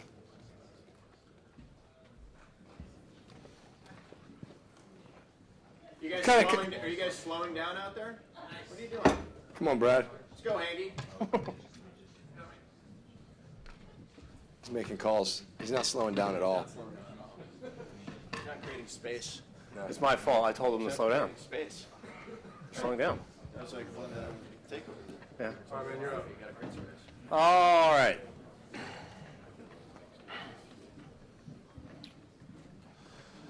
So I mentioned earlier the Buddha quote, which is, your life unfolds according to the way that you think.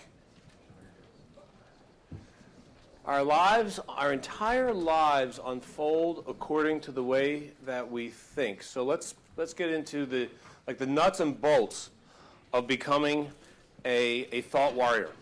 All right, at becoming amazing, at choosing to fill our minds with content only that serves us. I mean, that's one way of defining mental toughness. What's mental toughness? It's training yourself to use your mind only in ways that serve you. Right? And that all begins with becoming a phenomenal thinker. Practicing, upgrading the quality of the content that you're pumping through your mind. So I call this, we're on the sheet that's entitled The Power of Thought. And the formula that's at the top, thoughts, emotions, actions, outcomes, results. I call that the freedom formula. This is just an abbreviated way up here of putting it: think, feel, do, results. Same thing. All right, I call it the freedom formula because when we totally get it and then practice applying it, and that's the critical part, then all disciplines of our lives elevate. On the break, Andre, who was in Santa Monica at our at my talk, it's not a talk, at our coaching session last week, made a very interesting comment. And I asked Andre if he'd be willing to actually share it because I think it speaks to exactly what I just said with respect to practicing. So, if you would, because it's only been 4 days, right?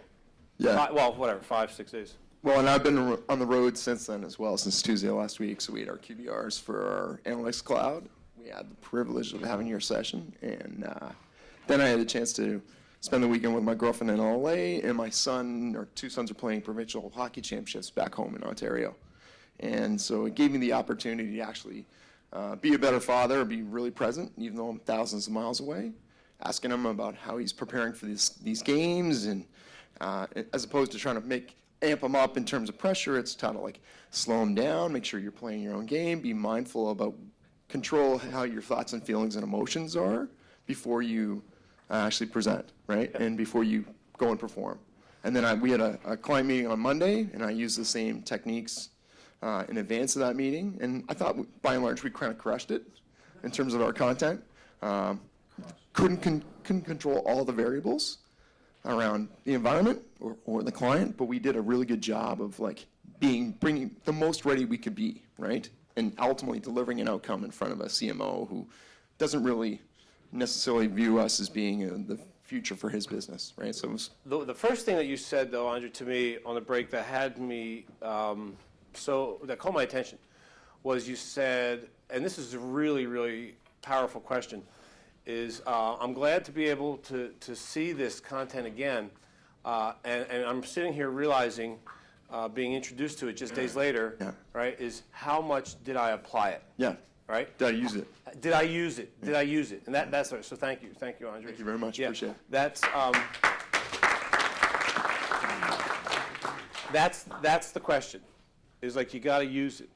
Once again, going back to the analogy of the physical trainer. Like all I can do here with you today, we could do some like push-ups, right? We could do some exercising, and we could maybe make an argument that we got a little workout in here today. But the real growth is going to come from you going to the gym, right, all the time, going back and applying, integrating these disciplines as practices.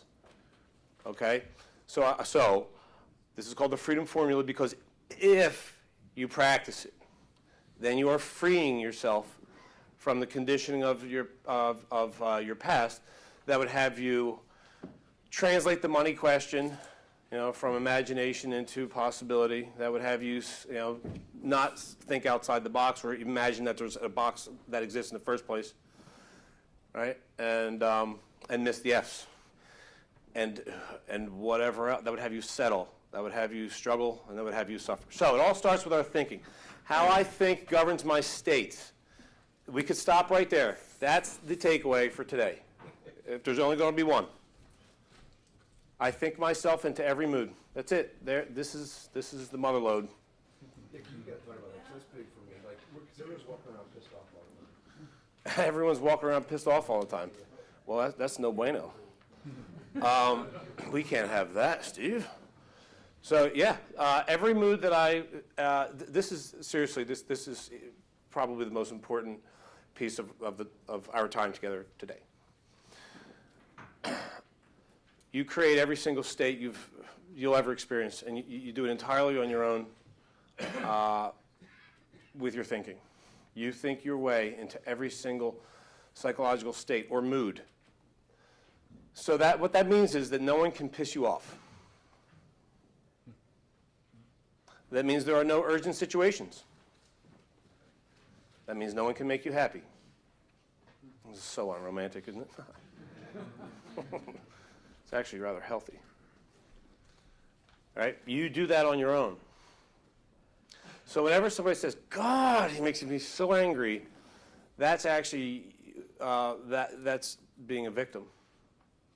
That's actually assigning responsibility to the external world for your internal state. And that's bullshit. It's weak. It's powerless. And we've all learned it. But we're unlearning that now. Because that ain't serving us, right? So, you know what a true translation of, oh man, he pisses me off. You know what would that maybe sound like? The truth interpretation of that. He does stuff frequently that makes it really easy for me to create anger. That's weird, but it's true. And I actually say weird shit like that all the time, especially to myself.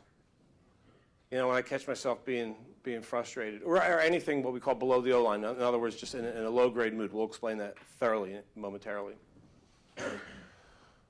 I think my way into all, well, let's just do a practice on that. Okay, so think of an experience in your life, from your life, that was tragic. And like really go back and let yourself experience it again, just for a few moments. Go ahead and really get back into that memory. Re-experience that situation, the moment, that event, that set of circumstances that was tragic. And as you are choosing to fill your mind with that specific thought content, notice that language, then also notice the state that immediately accompanies that memory. Now change channels and think of something from your life that was absolutely hysterical, something purely hilarious. And really go back and re-experience that for a moment. And as you do, notice the unique and totally distinct state that instantaneously accompanies that particular choice of thought content. And I'm emphasizing that language very purposefully, right? We're choosing our thoughts. So what was the first? What were some of the states that came up from the first choice of memory, from the tragic memory? Sorry, sadness, helplessness, distraught, unpleasant. So these are low-grade states. Right? These are all low-grade states that actually lead to deactivation of intelligence of all forms. Now, describe the state when you switched, after you changed channels, and that's like literally what you did. Just like on the remote. All right? How would you describe the second state? Smiling? Exciting? Peaceful? These are all, what? Safe. These are all high-grade states that activate all forms of intelligence, right? How long did it take for you to switch? Instant. This is really important for us to get. You just traveled the entire human emotional highway from end to end in a freaking second. So how ludicrous does the phrase, I just woke up on the wrong side of the bed, don't talk to me. This is going to take a minute. I'm just in a funk. Right, you hear those, that we say those. Hopefully that experience, that experiment that we just did, that exercise, casts some light on the shadows of those stupid phrases. I just woke up on the wrong side of the bed. What is that saying? Let's translate that. Because it's a popular thing for people to say, to make excuse for what? Their mood. For being in a shitty mood and just staying there. Believing that, you just woke up that way, and I'm going to need for something really good to happen before it knocks me out of it. That is the victim thinking. Yes? Just a quick process question. Sure. I did this with you a year ago. I have little quotes written around all over my house to try to remind me of things that you talked about to keep me in some of these more positive places in my mind. Good call. Since you do this every day and all the time and have made a career out of it, is this part of your own foundation? Do you roll fairly happy all the time? How do you remind yourself some of the things that we're talking about? Because I want to take this to go in a productive way instead of just enjoying this more. Just to be clear, I started off as a raging psycho. So I had so much room for improvement. So I'm doing well. I feel better. It's like Monty Python. I'm not dead yet. So I feel better. I've come a long way, babe. You know, I tell you what the thing that got me into this field really. I'm only partially joking about that. Like very partial. I was a basketball player, right, through college, and then I shattered my leg really bad in playing a basketball game after college. Just a pickup game. It was compound fracture, bone protrusion. It was just like that Louisville deal. It was just like that. It was wrong. And although, in retrospect, foreshadow, best thing that could have happened. I wouldn't be doing this right now. I wouldn't be standing here right now if I hadn't shattered my leg that day. That's a fact. So the problem was the gift. And we're going to do that exercise a little bit later. But I decided to stop playing basketball after that. It freaked me out. I thought maybe I had brittle bones or something. So I started playing a sport much more girly, like golf. Got to do that. I love golf. But I did. I got into golf. I felt a little safer. And I instantly noticed how psychotic I was. It was unbelievable. I played a lot of golf by myself down at the Jersey Shore where I lived. And so I was alone because it's really quiet down there, you know, outside of summer. So it was me and my demons on the golf course. And I turned in, I was cursing God, spitting, screaming, launching clubs. And this is all true. One time I hit an amazing drive. Just absolutely bombed the shit out of one. And I had a wedge in on a hole that I've had 3 iron in on. I just cut the corner, big bomb draw. It couldn't have been better. And I had gap wedge in. And I chili dipped the shit out of it. It was wet ground. My divot was like that long. There was mud on my face. And the ball's there. The mud on my face traveled farther than the ball. And I got so angry, I just screamed, dropped a massive F-bomb, and slammed the club into the ground, and it broke. It snapped in half. So the club head is buried deep in the ground, and I'm holding the handle. And I start smiling. I think, there could be a career in this. Because I ain't the only one. You know, I didn't have that discovery right in that instant. I just stayed pissed for a little while. But that was a transformational moment because I really reflected on that. I thought, man, what is wrong with you? Like, you're a pretty pleasant person most of the time. But out here, you just go, like, you know, if like I hit a great shot, I'm the happiest dude in the world. And if I hit a terrible shot like that, I am Beelzebub. And I just became fascinated with that. Like, why am I so vulnerable to the outer world here? And that's where it all started, you know? That's where it started. So I've been on a nonstop train since then, committed to not being that jackass in a sleepwalk who's governed by the outer world. And I'm totally addicted to this. And I came home not long ago from a trip to Malaysia where I was gone for like 2.5 weeks. And when I got home, my front door, and I live alone, was wide open. Not unlocked. It's wide open. And I'm like, I think I had some wine the night I left, but I don't think I had that much. I don't think it was that much. So I walked in, and I was a little bit like, is anyone here? And I started, like, because I'll kick your ass. There was no one there, but I had been robbed. And I have to say, I was fascinated with my response. I was absolutely fascinated with my response because my response was, as long as there's no one here that's going to kill me, this is really interesting. I'm like, whoa, why am I not freaked out or angry? Because it's like being robbed. You know, people say it's intrusive, obviously. It's like a violated feeling that you have, right? And I didn't.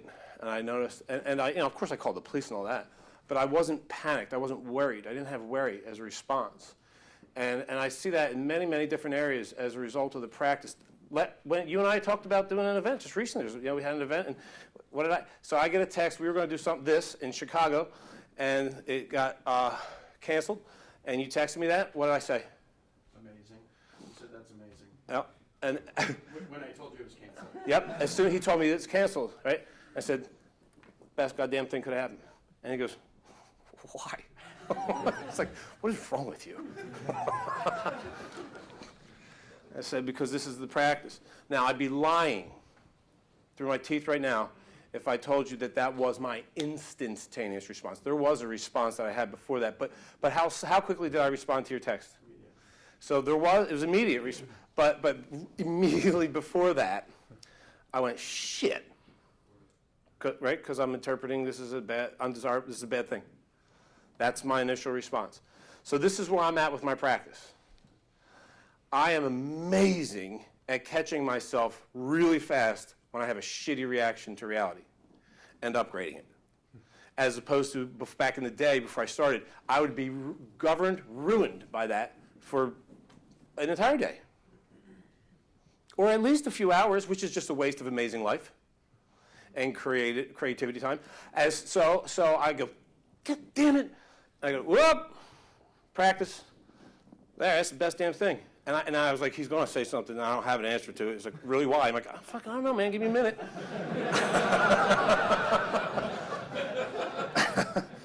I'm new at this, man. Somebody had a hand up. Yes. So I get the trying to discard the conditioning that we all grow up with and respond to situations in a way that isn't conditioned with inside the box. But how do you apply that in a scenario where you just discovered or found out that a parent, has a chronic disease, the end is much shorter than you thought, it's a different reality. It's not the type of situation where your thought process can turn lemon into lemonade. And I don't know if that's a result of how we've conditioned and think, because it's fundamentally... I forgot to give you the microphone. This is really good. Did everyone hear what he said or no? No, okay. Yeah. Because this is, thank you, this is really good. This is hugely important. The question was how you apply discarding and conditioning of the past and trying to change your thought process based on what happens externally in a scenario where you've just been told that a parent has, a chronic condition and, only has whatever time left. And it's not a scenario where, you can turn lemons into lemonade. Like how do you rewire your thought process? He has to deal with it, but make the most of it? I don't know how to respond. Yeah, that's such an important question. So thank you for asking it, and I will reward that kind of courage with some positive reinforcement. There is no situation that transcends this. It's just harder to apply in the situations where we've been more powerfully convinced to believe that this is really bad. Death is one of them. So I had a client who was a race car driver, and he was a long-time client, and he was one of those clients that we had multiple sessions every week. He was kind of like a little brother. Really loved him, and I had an appointment on Monday morning with him, and I got a call expecting it to be him. It was his mom saying Alex is not going to make his appointment today. And I said, what the hell did he do now? Because he was a total punk, which I love that. And she said, well, Chris, he died. And that wasn't what I was expecting to hear. And nor was my reaction what I expected. After I hung up that phone, I became literally dysfunctional. This is 7 years ago. I canceled every appointment I had for the rest of the week. That was Monday morning. Canceled everything for the rest of the week. I didn't shower or shave, barely ate. I was on the floor in fetal position, sobbing endlessly, uncontrollably. And I stayed that way for virtually an entire work week. Useless, in total suffering. And then his service was on Friday, and I mustered the strength to go to it. I mean, there was no way I was going to miss it, but it still took a lot of effort, to clean up and go. And it was really irreverent, and it actually had me laughing because it was really reflective of his true spirit, and it snapped me out of my funk, right, that experience. And it got me to questioning, what the hell was that? What was it? What was that week? Where'd that come from? Whose response was that? What the hell am I believing about death that would have me be so dysfunctional I can't even serve a human for the rest of the week? How good is that? Who's that bringing joy to? How's that a good thing? What am I believing to be true about death? And so first of all, what is it? And second of all, do I want to keep that story? Is that story mine? Do I even believe it? Can I upgrade it? And the answer was, where did it come from? It came from me witnessing my sister at my dad's funeral. I just thought about it. I really got into it. I got curious like a scientist. I was looking at it like an experiment, right, the next week. I'm like, I am so interested. I'm so interested right now in what my beliefs are about death. Okay? So let's examine them. And maybe I'll choose to keep them. I don't know. At least just for once, let's just examine it and get on purpose with it. So the first question is, what are my beliefs? And I realized my beliefs came from when my dad died. I was 9, and I didn't really get what that meant yet. I'm just standing. I remember standing in the back of the funeral parlor during the viewing, and my older sister, Patty, who's uber buds with my dad, it was time to close the casket. And that's really symbolic. And she was going nuts. She's so smooth. My sister Patty is like ice. She's unfazable. I've never seen her berserk like that moment. She was literally white-knuckled clinging to the casket. People were around her waist, pulling her. And I'm in the back and she's screaming. The room's just like the size of this one. No! This is a really bad deal. I'm imprinting a lot in that moment. It's just like imprinting. I'm not conscious of what I'm learning, but what I'm learning is this is really, really, really bad. Because the stalwart in my life, the icon of smooth and control is out of it. So that's having me learn, and I was never even close to conscious of this until 30 years later, 35. Because I guess I hadn't had anybody die. I hadn't had the experience of death with somebody super close since then. So now I know what my beliefs are. This is horrible. It's just horrible. And then do I want it to be that? And my answer is actually no. And are there alternatives? Yes. So I studied.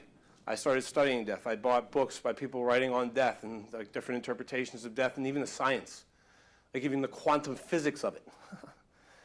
And I totally, and I don't even need to get in. I don't even need to share one iota of what my new story that I authored about death is. All I need to say is it's totally different. And I get to choose it. And that's the beauty, is I get to choose my belief about everything, and there's no exception to that. And that is a really powerful takeaway for every one of us in this room right now. Which is, it doesn't matter what your beliefs are. It doesn't matter. It doesn't really matter. You don't have to go to the effort of knowing where did this come from. The question that really matters is it serving me? And can I rewrite it? So you said, in your question, you used the word either reality. The reality of it is, well, you get to choose your reality, and that's the reality of that, which is beautiful. Because I could ask everybody in this room to define reality, and I will get as many different responses as there are different people. That's a completely fluid, subjective term. We create our own realities, and that's a beautiful thing. That's very empowering. And my story on death doesn't need to conform to anybody's. I'm free to do that. That's the authority piece. We can rewrite anything. So it's interesting now, okay, because so recently my mentor died. And I'm like practicing, so this is my first real opportunity to practice my new belief. And it was very, very difficult. That's right, because I'm not spending a lot of time every day reprogramming my belief on death. But maybe I want to do that, especially as I age. And that's going to be an experience more frequently for me. Now that I'm saying that out loud, yeah, you might want to get on that. Note to self. Reprogram, yeah, put that on the to-do list. Further reprogram your belief about death. Get on that. Yeah, because I melted down at his service, and I'm not saying I wish I didn't. I'm not saying there's anything inappropriate about that. I'm just saying I don't. That's not that is still part of the old programming that it doesn't conform with my new programming. I obviously haven't totally reprogrammed, right? And again, I am not trying to influence anybody's belief on death. I'm simply using that as an example, right? That's about as far as it's far, I don't know, at the end of like the tragic realm, unless it isn't. And that's our call, right? So there really is there's no such, so Shakespeare said, nothing good or bad happens until you think it's so. That's interesting. Nothing good or bad, so everything just is until we put a stamp on it, till we put an interpretation on it. That's why I said in the beginning, there are no urgent situations. There are only situations. And it's not urgent until I think about it in a way that creates the experience of urgency, which is an emotional experience. So how I think governs my states, how I feel. And how I feel governs what kind of action I take. Like, so if I'm thinking that something's impossible, like if I'm thinking it's impossible to beat last year's performance, then I'm feeling hopeless or doubtful or worried, right? And that absolutely infinitely governs the quality and quantity of the action that I'll take. When I'm in a fear state, I do not take bold and immediate masterful action. I just don't do it. Can't. I'm playing on defense. I'm playing not to screw up. It's weak. It never works. Prevent defense never works. It's terrible. Avoiding losing as opposed to playing to win. And it's not even fun. Like nobody at the end of their lives is going to say, oh, I'm so glad I lived in a prevent defensive mentality. In fact, it's just the opposite. One of the coolest courses I took in grad school was on the responses of like people who were on death's doorstep. Like centenarians, when asked the question, like, so what would you do differently? And it's amazing the uniformity in their responses. So 3 of the most popular responses are, I would slow down. Slow down to appreciate how great life is without me having to do a damn thing to it. Just experience some of it, right? I would be way less concerned with my own success and way more interested in leaving a legacy or a contribution or a footprint. And the other one is I would take more risks. I would take more risks. I would live less in the prevent defense. I would worry less about screwing up and more about being amazing. Right? And really tapping it all out of life, experiencing it. So let's use this as an example, this moment, me public speaking. I mean, you could easily say that this is a performance, right? It's, after all, public speaking is the #1 human fear. You know that? That people are more afraid of doing what I'm doing right now than of death. I'm panicking now. Help. So say I'm coming into this event, right? And I'm thinking really high-grade, powerful, disciplined thoughts, which I'll indicate with the plus sign, right? Like, I love that Steve and Larry have brought me in again. I love my relationship with Salesforce. It continues to grow, and this is cool. It's starting to feel more like a family. I'm really digging the contribution I'm making. I'm getting to know so many more people. There's a history now. I love this. I love, love, love this. Because what this is, this has me feel like I'm using my life in the right way. I'm a servant to you right now. I am here to give you stuff that I hope to God makes your life even better than it already is. And that warms my heart. And I'm freaking good at this. And so when I'm thinking stuff like that to myself, right, how am I feeling?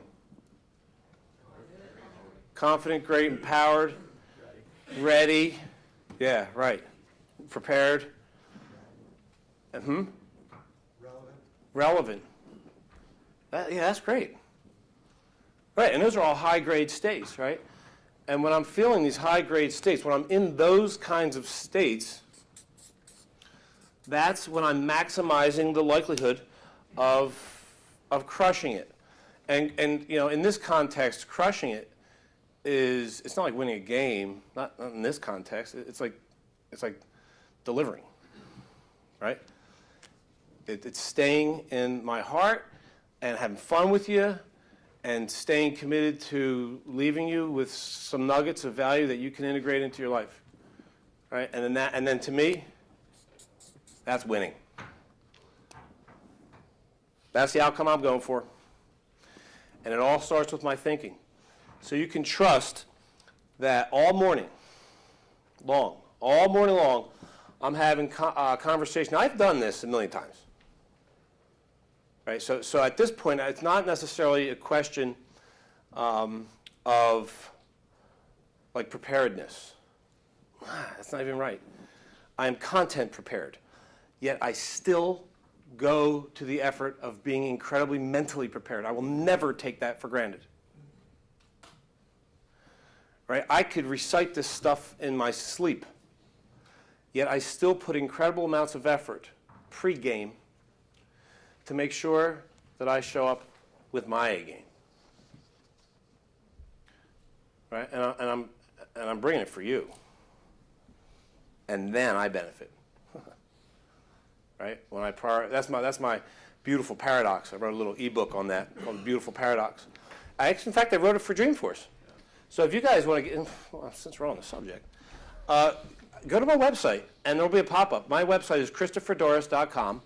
And if you're there for like 2 seconds, there should be a pop-up that comes up. It asks for your email, and it's a pop-up for the beautiful paradox, which is that when the paradox is that when I prioritize serving over profiting is when I profit, and that can't be faked. There's just some cool stories on that.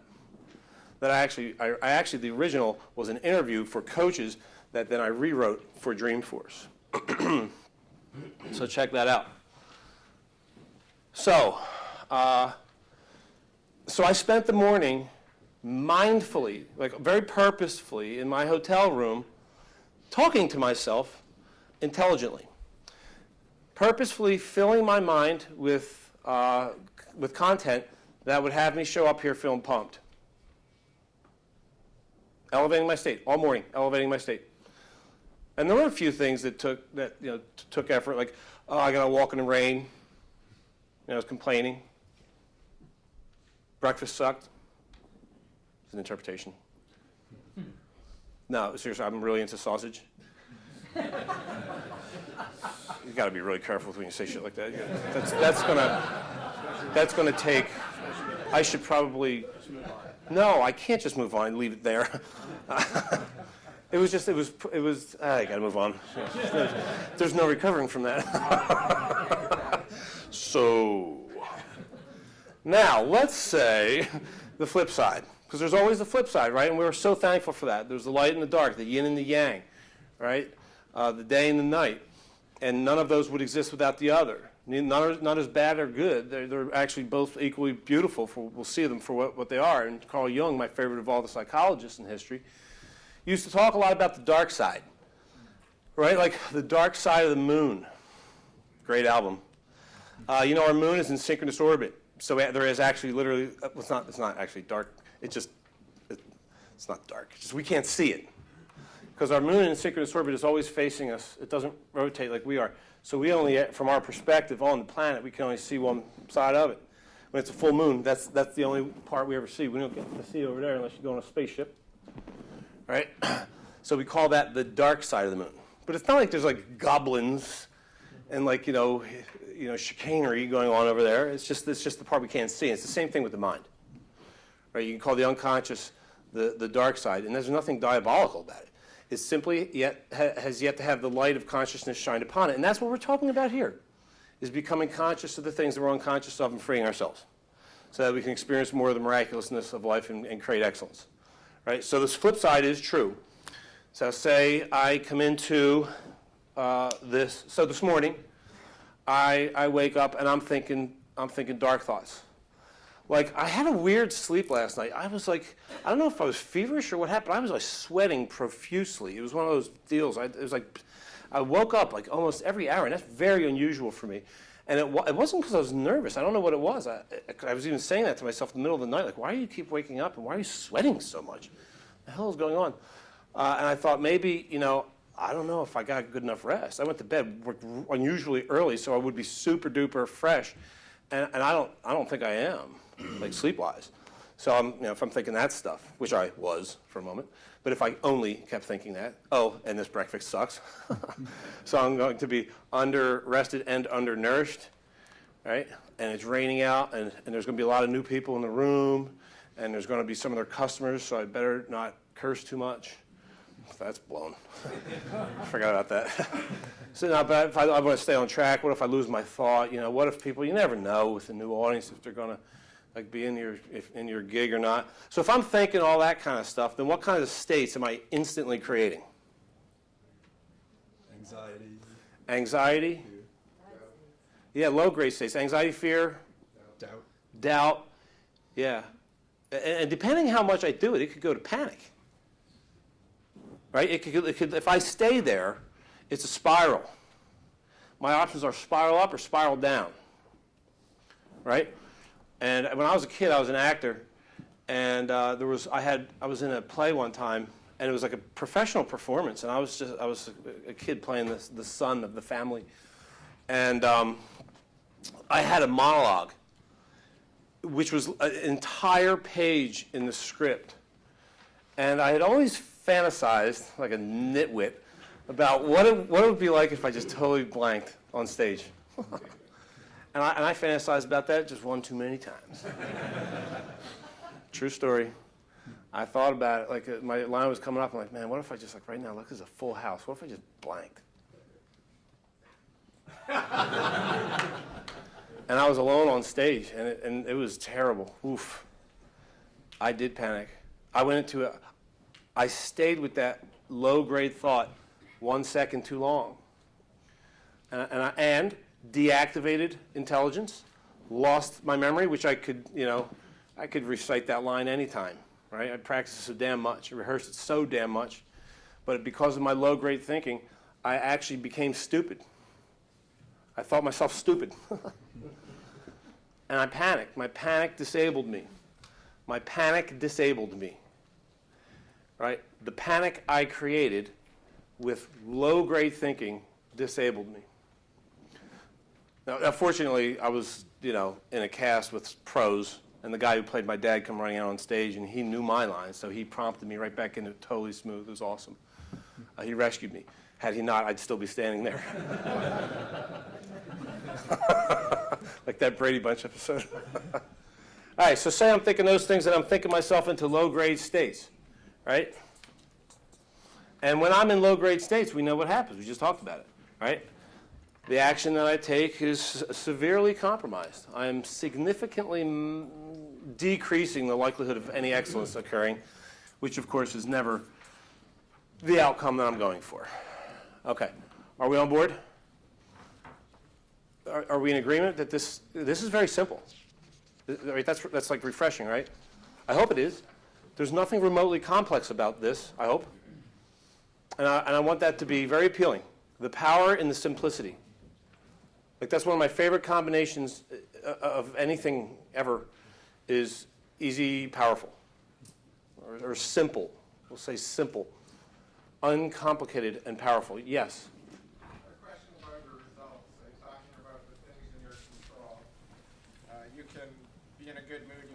great delivery, and the audience can just reject your ideas. So how do you measure your results as a success? What a great question. So I don't want to be, I guess both ways. I will trust your response on whether or not you got value. And I will, I'll monitor myself. I'll ask myself, did I show up? Did I do everything that I could? Right? Did I prepare? Did I stay in it? Did I deliver? I guess in this case, I really do need to measure my performance by I mean, if everybody in this room walked out and said, that was useless, I might want to listen to that. All right? But I'm not going to put my self-worth on it. I will use that just like Michael Jordan used the missed 10 shots. Like, hey, I showed up, I kept playing, but dude, I'm never letting that repeat itself. So I will intentionally use the results in order to examine my performance. But I won't let it in the future. If I only use results to upgrade my interpretations. Right? I want to use, right, you get that? Like, I want to use results only to inspire greater interpretations. Like, okay, so that didn't go the way I wanted it to. That is a fact. I am never letting that occur again. What is it going to take for me to grow from this? And that's actually a great response. That's one of my favorite responses to anything, especially outcomes that we don't like, is what can I create out of this? Right? This isn't what I wanted. All right, good. What can I create out of this? What can I make? How can I make something even better than before out of exactly this undesirable outcome? It's the problem is the gift, like shattering my leg. Best thing that could happen. We talked about that. Yes? I was just going to mention that's an extremely relevant question, especially for these people in the room, because at the end of the day, you guys crushed it last year. I think you crushed it the year before. We're an outcome-based company, right? A lot of us are our number, right? Hey, how did you do last year? Right? I crushed it, 200%. I was 150. I was 150%. So at the end of the day, you know, we focus on that. Sometimes we focus on that to paralysis, and it's the thing that we actually are chasing, but we forget all the steps in the middle and the celebration of the journey. So just you kind of went on that question really well, but we have to hit our number. We have to hit our numbers. Mm-hmm. So help reframe us to focus on the things that matter so we get the results more consistently. So, beautiful. So, was all We'll give him $100 for that question. That was a great question. Was all in the all-in link in the pre-work? It was in Chatter. Yeah. It was in Chatter. Okay, so that means everybody here has access to it. Yes. Everyone has access to Gotham. We posted it 3 times, right, P? Okay. The links. Yep. So if that for some reason isn't the case, I pledge to make sure I will provide it again. Well, you have, or so that's just. I want to make sure, okay, that everybody has access to my audio program that's entitled All In, because this is the answer to your question. And what it is simply a 53-minute discussion on the difference between a goal and a decision. And it describes the how as in the what. In fact, why don't we'll go there in a second. When I decide, I am infinitely more powerful than when I'm trying, okay? In other words, when I'm shooting for a goal. You guys are not in a position right now to have goals. You don't have time for goals. You can't have goals. You need to make decisions. If you're going to continue to ride the crest of a wave that's growing, you have to be all in. You can't give it a whirl, right? And there's a huge difference. And this is not something that we're taught, which again is like, man, that's messed up. But here it is. It's like we get all in for so many things that we don't care about. Like when I'm all in, it's like I'm not entertaining the possibility of failure. Think about how you are when the notion of failure is absent from your entire field of consciousness. Think about how you are then. Doesn't mean you don't make any mistakes. It means you aren't fazed by them. It means they're less frequent as well. You are acting as your most powerful possible self when you're acting from a state of infinite commitment to something. So the first decision, the first step here, and we got to hit our numbers. Okay, then decide to. Yeah, but how? No. How comes later. All right, we precede the action and the doing what it takes with the decision that I am going to beat my best performance of my life, which was last year. How? You'll watch. Well, yeah, but how? I don't know yet. But I can tell you that by virtue of my deciding, I will be figuring that out. So watch. Okay, so now let's talk just for a second, then we'll get back to this. The hows and the what.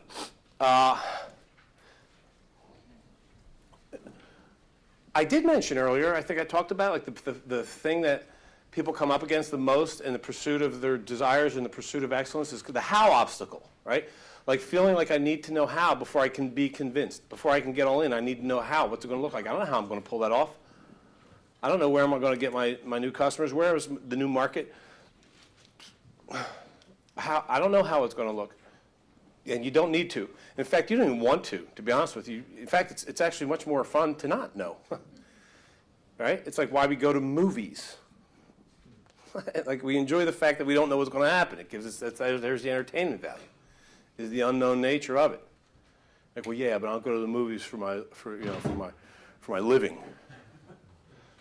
Well, maybe you should, go to the movies in your mind about crushing it, visualize crushing it. Now, let me just tell you a story. Could you hold that just for a second? This is a story I'd love to tell about how inherent within your desires are the mechanics for their own fulfillment. Okay? And that's just like a long, convoluted way of saying the hows and the what. Inherent within your desires are the mechanics for their own fulfillment. So already prepackaged, just like software, already prepackaged in there is the what's it going to take, or how's it going to look, how's it going to happen. So the story is this. I'm back. I'm at my sister's house watching an Eagles game, and at the time she has one child, Benny, who's an infant, who's not even walking yet, right? And I'm in the living room watching a game, and my sister yells in, "Hey, Benny's coming in the room. Can you keep your eye on him?" I said, yeah, I got him. So I'm watching the game, watching Benny. And now, meanwhile, I had thrown my car keys up on top of the ledge over the fireplace. So they're like 5 feet off the ground. And apparently, they just situated themselves under like one of these recessed lights. And I didn't know any of this at the time, but I guess Benny must have seen them from across the room. And they must have become an object of desire for him. Because the next thing is he starts crawling in that direction. Now, I still don't know. I think, of course, in my infinite egoic nature, I'm like, oh, he's coming over to see Uncle Chris. And he didn't give a shit about me. He was looking at the shiny object in the sky. And he's moving towards. Now, there is magic already in that story. Do you know why? What is it? That's right. But he wasn't even trying. No, well, actually, that's almost exactly right. He was doing the impossible. That's perfect. He was doing the impossible, right? He was, and the real magic was that the second, you know how much time passed between him going, oh, cool, and him going, let's go. None. So what didn't happen is worth pointing out here. He didn't go, wow, that would be kick-ass. How the hell am I going to pull that shit off? How am I going to get that shiny object in the sky? He didn't come across the how. He didn't come across any of the obstacles, like the deservedness one either, which is like, well, they're not mine, maybe I shouldn't, Or the self-consciousness one, which is, what if I try and I fail? I might look like a jackwagon in front of Uncle Chris. He didn't have any of those. But the real important one that's present for our conversation now is the how. He didn't go, how am I going to do that? How's that going to work? He didn't hesitate. So what he did was he motored. He moved towards, and that's one of my favorite mantras, move towards, move towards, move towards. Remember that one. Use that. Have that become part of your nomenclature this year. Move towards. How are we going to do that? Well, we'll move towards, and we'll start to collectively figure out the how. Move towards. Because when I move towards, I'm activating the mechanics. Now, back to the story. he's moving towards, and he's also moving towards a brick fireplace, so he's got my full attention. And I don't want to like knock his, his mouth, and so I'm watching him, and now I discover, okay, it wasn't me that he was coming to check out. So I'm like, what is it? And he goes over to the fireplace, and he looks up and starts making some noises, and I'm looking like, what are you doing, man? And I looked up, and I saw the keys, and I figured, oh.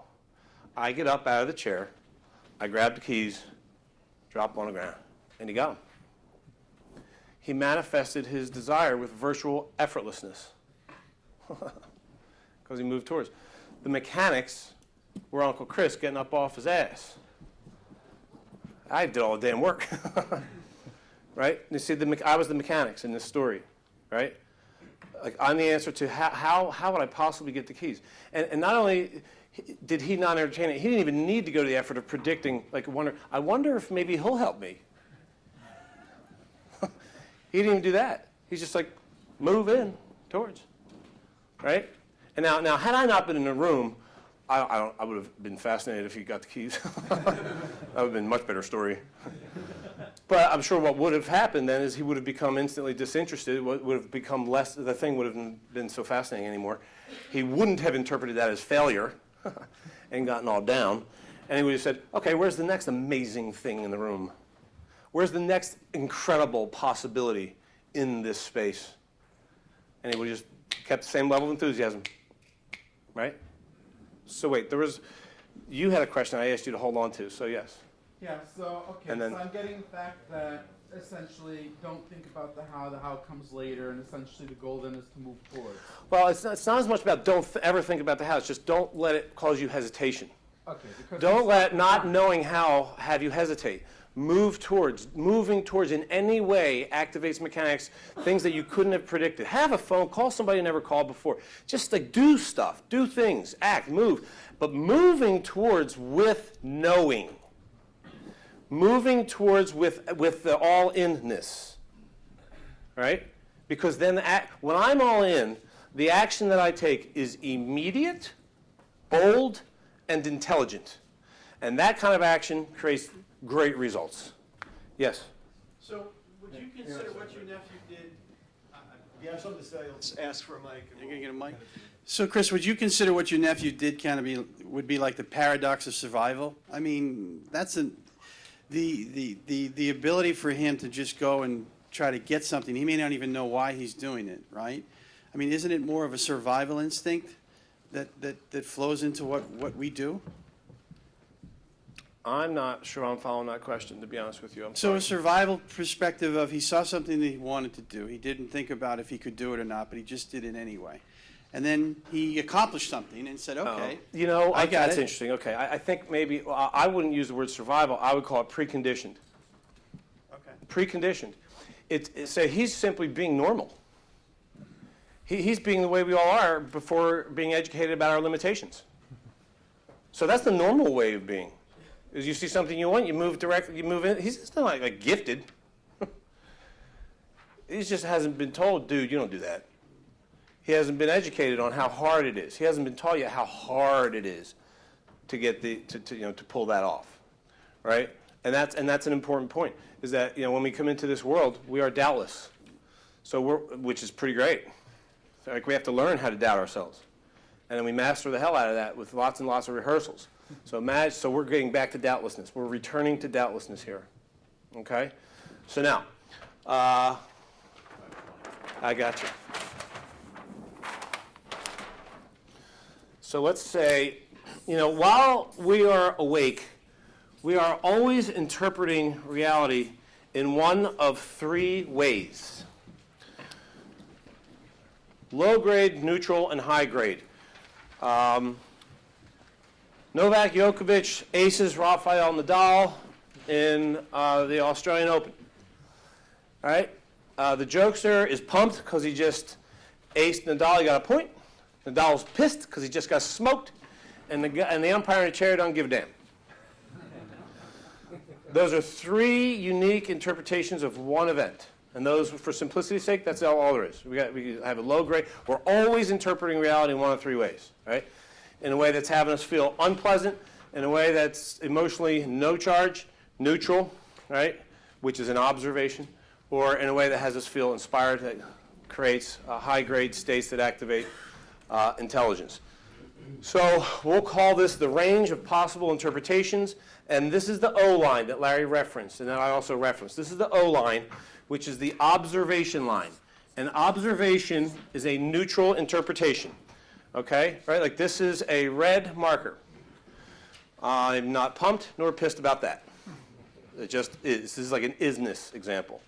Is, just is, right? Like Shakespeare said, nothing good or bad happens until you think it's so. It just is, right? So that's the observation line. What we're working on here is systematically eliminating all of our low-grade interpretations of reality, working towards the point where my worst response to reality is an observation. Like, oh, that's not interesting.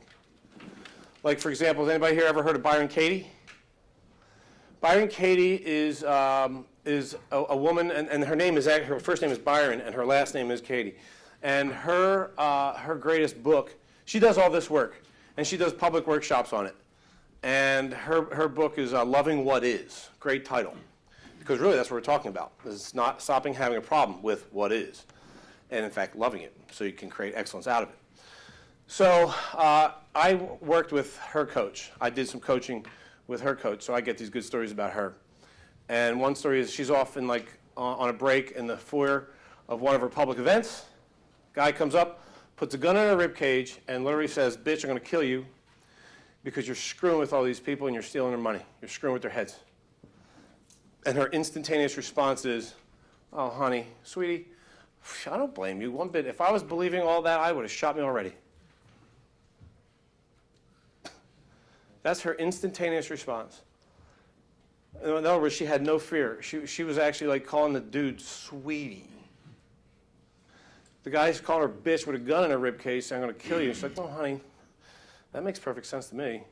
I mean, because if I was believing all the things, like if I believed that I'd shoot me too, if I was manipulating these people.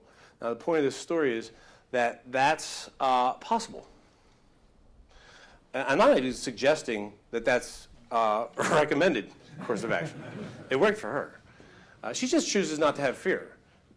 And again, I'll emphasize, I'm not even suggesting that like we should be that. No, I'm not saying that at all. I'm just saying, wow, isn't that interesting that that's a possible way of responding to reality. That I don't have to have fear ever. If I don't feel like having that, I can train myself to have even with the threat of death, have she wasn't even like, she was above the O line. In the threat of being killed, right? So what I'm interested in is stopping complaining. So there's a real challenge for you, okay? There's a real tidbit, all right? Let that be, accept that challenge. Stop complaining. Systematically eliminate complaining as a thing you do in your life. Think about how complaining doesn't bring any value, any real value. If there's any value whatsoever, it's through it's complaining together, you know, and just like aligning, bonding through negativity. But the cost that accompanies that far outweighs the benefits, so it's just not a good investment. Complaining is stupid. So it's just simply having a problem with reality. It deactivates intelligence. It's unintelligent. It's enormously popular. Let's have it become unpopular in this culture. I mean, what about that? Like, just fantasize about that. Like, say, and somebody comes in and you're kind of mentoring them. You're like, listen, just a little heads up. We don't complain here. That's not just heads up. We don't roll like that. We live above the O line. And this person going, "The hell are you even talking about?" And I'm like, "Well, you'll see. You'll see. You'll see in a minute. Just don't complain." Right, imagine what you are like when you don't complain. When whatever time, pay attention to your complaints. Start to pay attention, even just today. See if you can go the rest of today without complaining about anything. That's a challenge. Hey, Chris, where, right here, right in front of you. Yes. Maybe I didn't need the mic. I've been waiting for you. Is it time? So where is that, is there a gray area, where is that line between complaining and pointing out something that is wrong and needs to change? It's the energetic charge behind it. Okay. Right? So you see it as a gradient. I mean, so one thing if people on my team have heard me say a few times, tell me once and you're pointing something out. Tell me twice, you're reminding me. Tell me 3 times, you're complaining. Yeah, I could say, you were terrible. today. You were terrible. And, I could say, me, I was like, oh, I could go play in a golf tournament. I said, man, that was terrible. I hacked it up.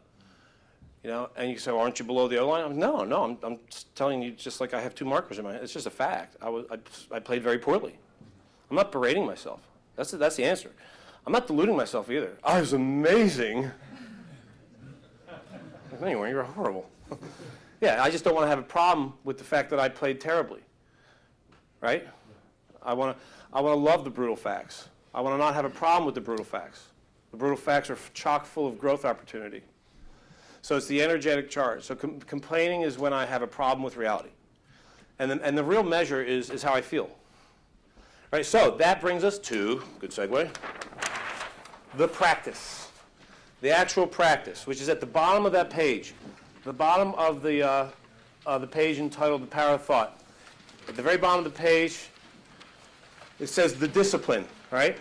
And the discipline is catch, own, and replace. So this is where we put all of this dialogue into action. All right? If you would ask me, okay, so wait, we got this thing, we want to get above the O-line. We want to practice, we want to have our culture practicing getting above the O-line.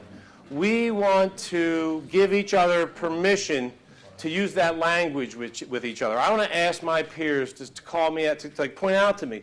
I want to say, hey, when you see me having a problem with things, when you see me interpreting reality in a low-grade way, when you see me complaining, I implore you to say to me, yo, above the O-line, babe. And I'm going to go, Raj, thank you. And then walk away, you filthy little, mind your own freaking. No, but I want to, seriously, like, I want to have permission. So getting above the O-line, right? Are we clear on what that means?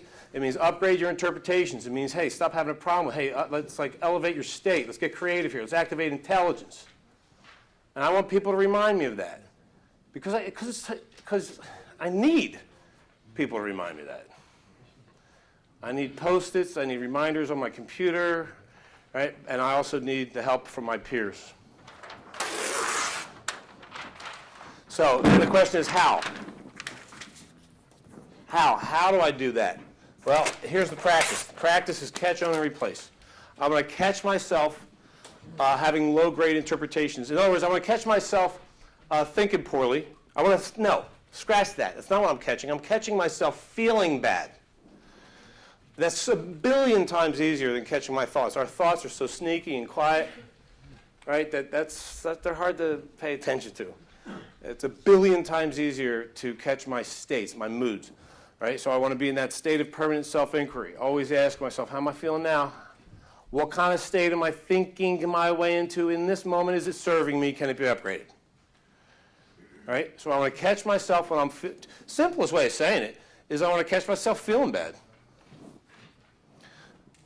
Right? The rule of thumb is if I'm ever feeling unpleasant, it's because of one thing and one thing only. What is it?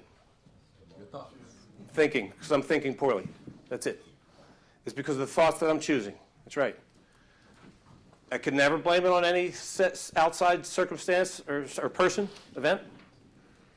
Right? It's my thinking.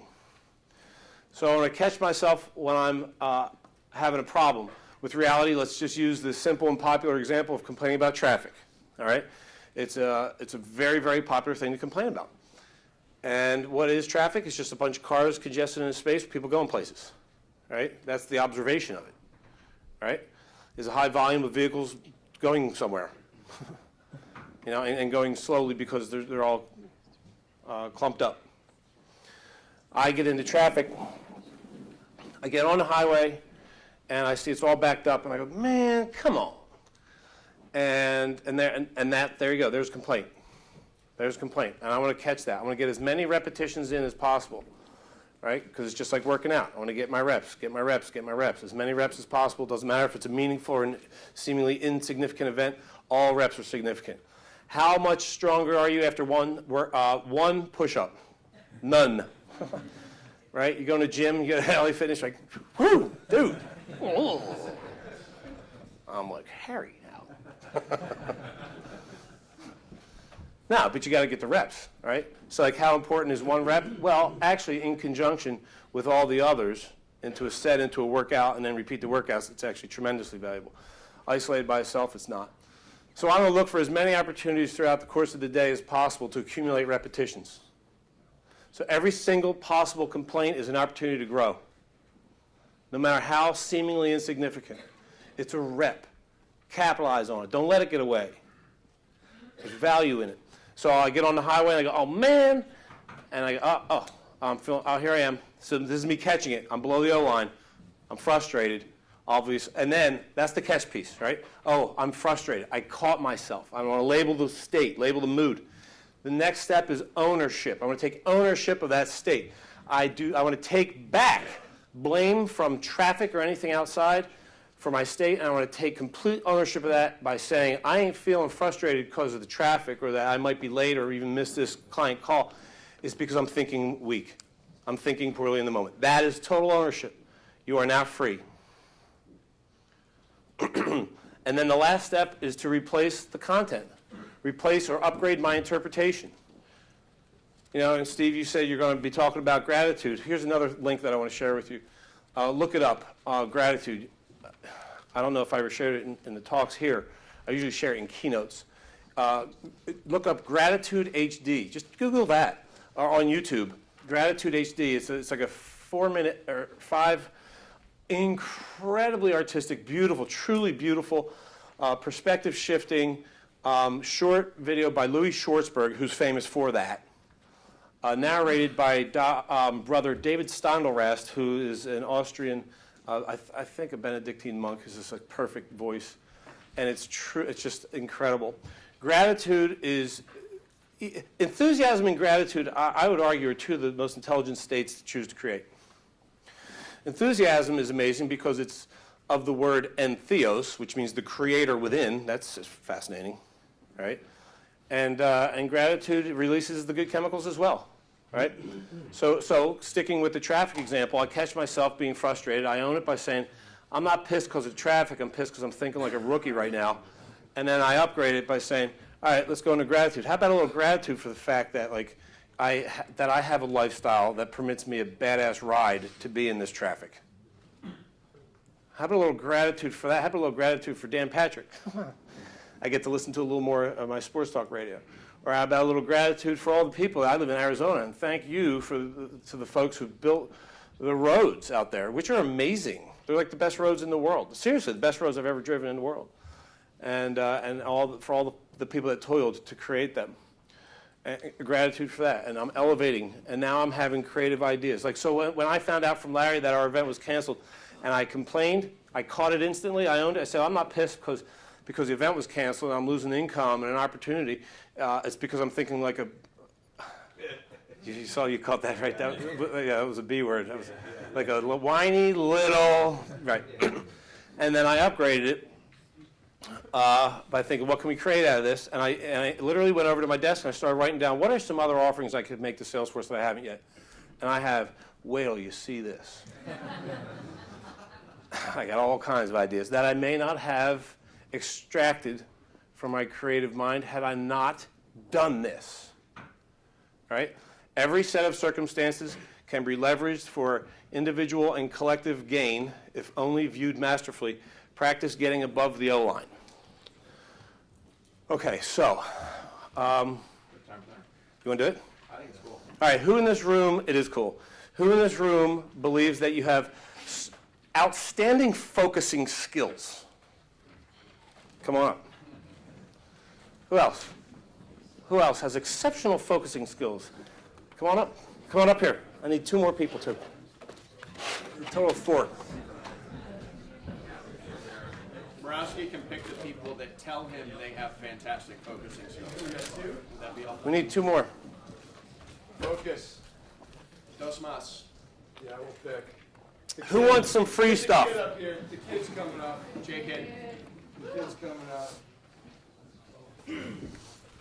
Lanzoni, get up here. Come on, Paulie.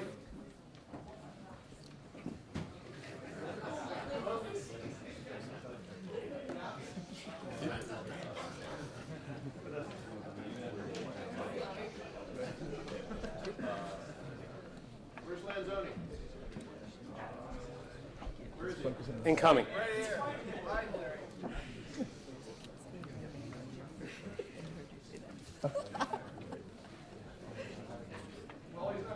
Get up here. Let's go. Get off your ass. Move it. We're waiting on you. It's not very Ohana. That is Ohana. That's exactly what I say to my family. What is it that you say? Experiment for like when you can't focus? Yes. Okay, just checking. We needed one person. Do we have, okay, good. Here. To neutralize the results. Good thing you got me though.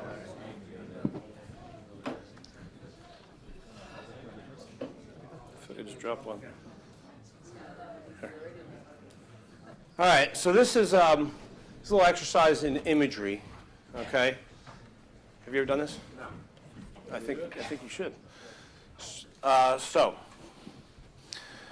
you guys, I want you to hold, I've distributed a few of these also in the audience if you can't see up here. So just hold the string in between your index finger and thumb of your dominant hand, and then rest your elbow on the table, and then bend your wrist over so it's parallel to the tabletop. So put your elbow on the table. There you go. And just let the weight dangle just above the tabletop. Zone in on that weight. Get all your attention dialed in on the weight in front of you. It will work way better if your elbow's resting on something.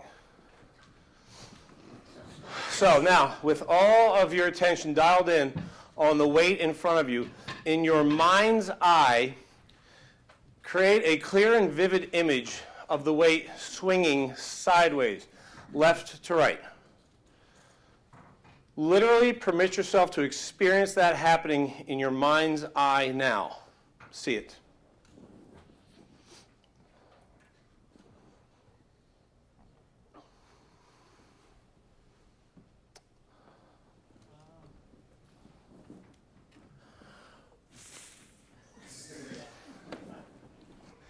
Now, staying focused, with all of your attention on the weight in front of you, create a clear and vivid image of the weight swinging forward and backwards, so towards you and away from you. Literally permit yourself to experience that happening in your mind's eye now. See it.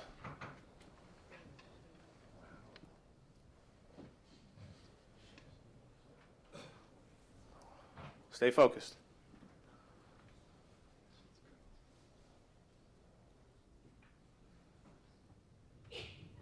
Now create an image of the weight swinging around in a big old circle. See it clearly happening in your mind's eye now.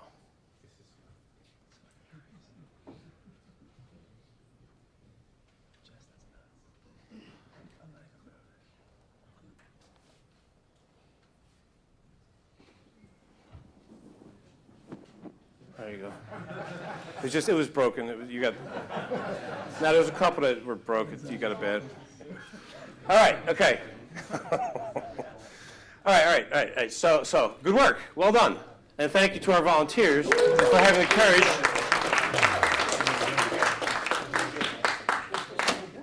So let's talk about just for a second what happened there. What happened? Yes, this is PWC is on a psychic vortex here in the city. Woo. So really, what happened? Whatever you saw happened. Anyway. So it did what you thought. Yeah. Your thoughts created your reality. There you go. Well, right on. All right. Yes. You're right. Right. That's exactly right. All right. You thought it. It did it. Right. Why? Why? So whatever I'm filling my mind, I love that. These are great answers. Your thoughts are stronger than, or what do you say, greater than anything? Stronger than anything. Wow, that's powerful. That's even more true than we even realize. There are devices that measure the electrical impulses of our thoughts. It's called an electroencephalograph, and it looks like one of those. It's like a big overgrown, like old school hair dryer in a beauty salon deal, like a beehive dome, and it literally measures the emissions of your thoughts, the electrical wavelengths of your thoughts. Now, why did the weights move, though? Really, simply. Your hand, it's small things in your hand, like you're thinking it, so you're probably. So you thought it, You don't even know what you're doing. and it moved. The middle piece is your damn hand moved. Right. Right. But the point is that I'll leave you with, and this is really cool, is that you didn't have to know that was going on. That happened for you. You thought about you thought about an outcome. You simply visualized in detail a thing. And instantaneously, your body, your brain, in its infinite complex wisdom, knew what needed to happen in order to make that real, to create the reality, as you said. Right? And in this case, of course, this will move the hand a little bit. Move the hand that's holding the weight. Just move it a little bit. So your hands were moving, but that was imperceptible to you. Right? That's the unconscious piece. Right? Now, we're always doing this. We're always envisioning something. We're creating images with our thoughts. Right? So be careful. Because you're acting on those thoughts in ways you don't realize. Always. So if you're going to be fantasizing, you may as well just fantasize about perfection, which I have infinite confidence you guys are going to create this year. Thank you for having me again. It's great to meet you all. And congratulations in advance.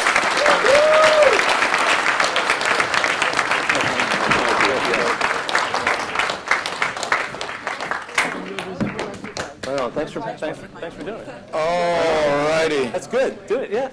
Chris Doris, everyone, one more time. Come on. That was awesome, man. Thank you, brother. So,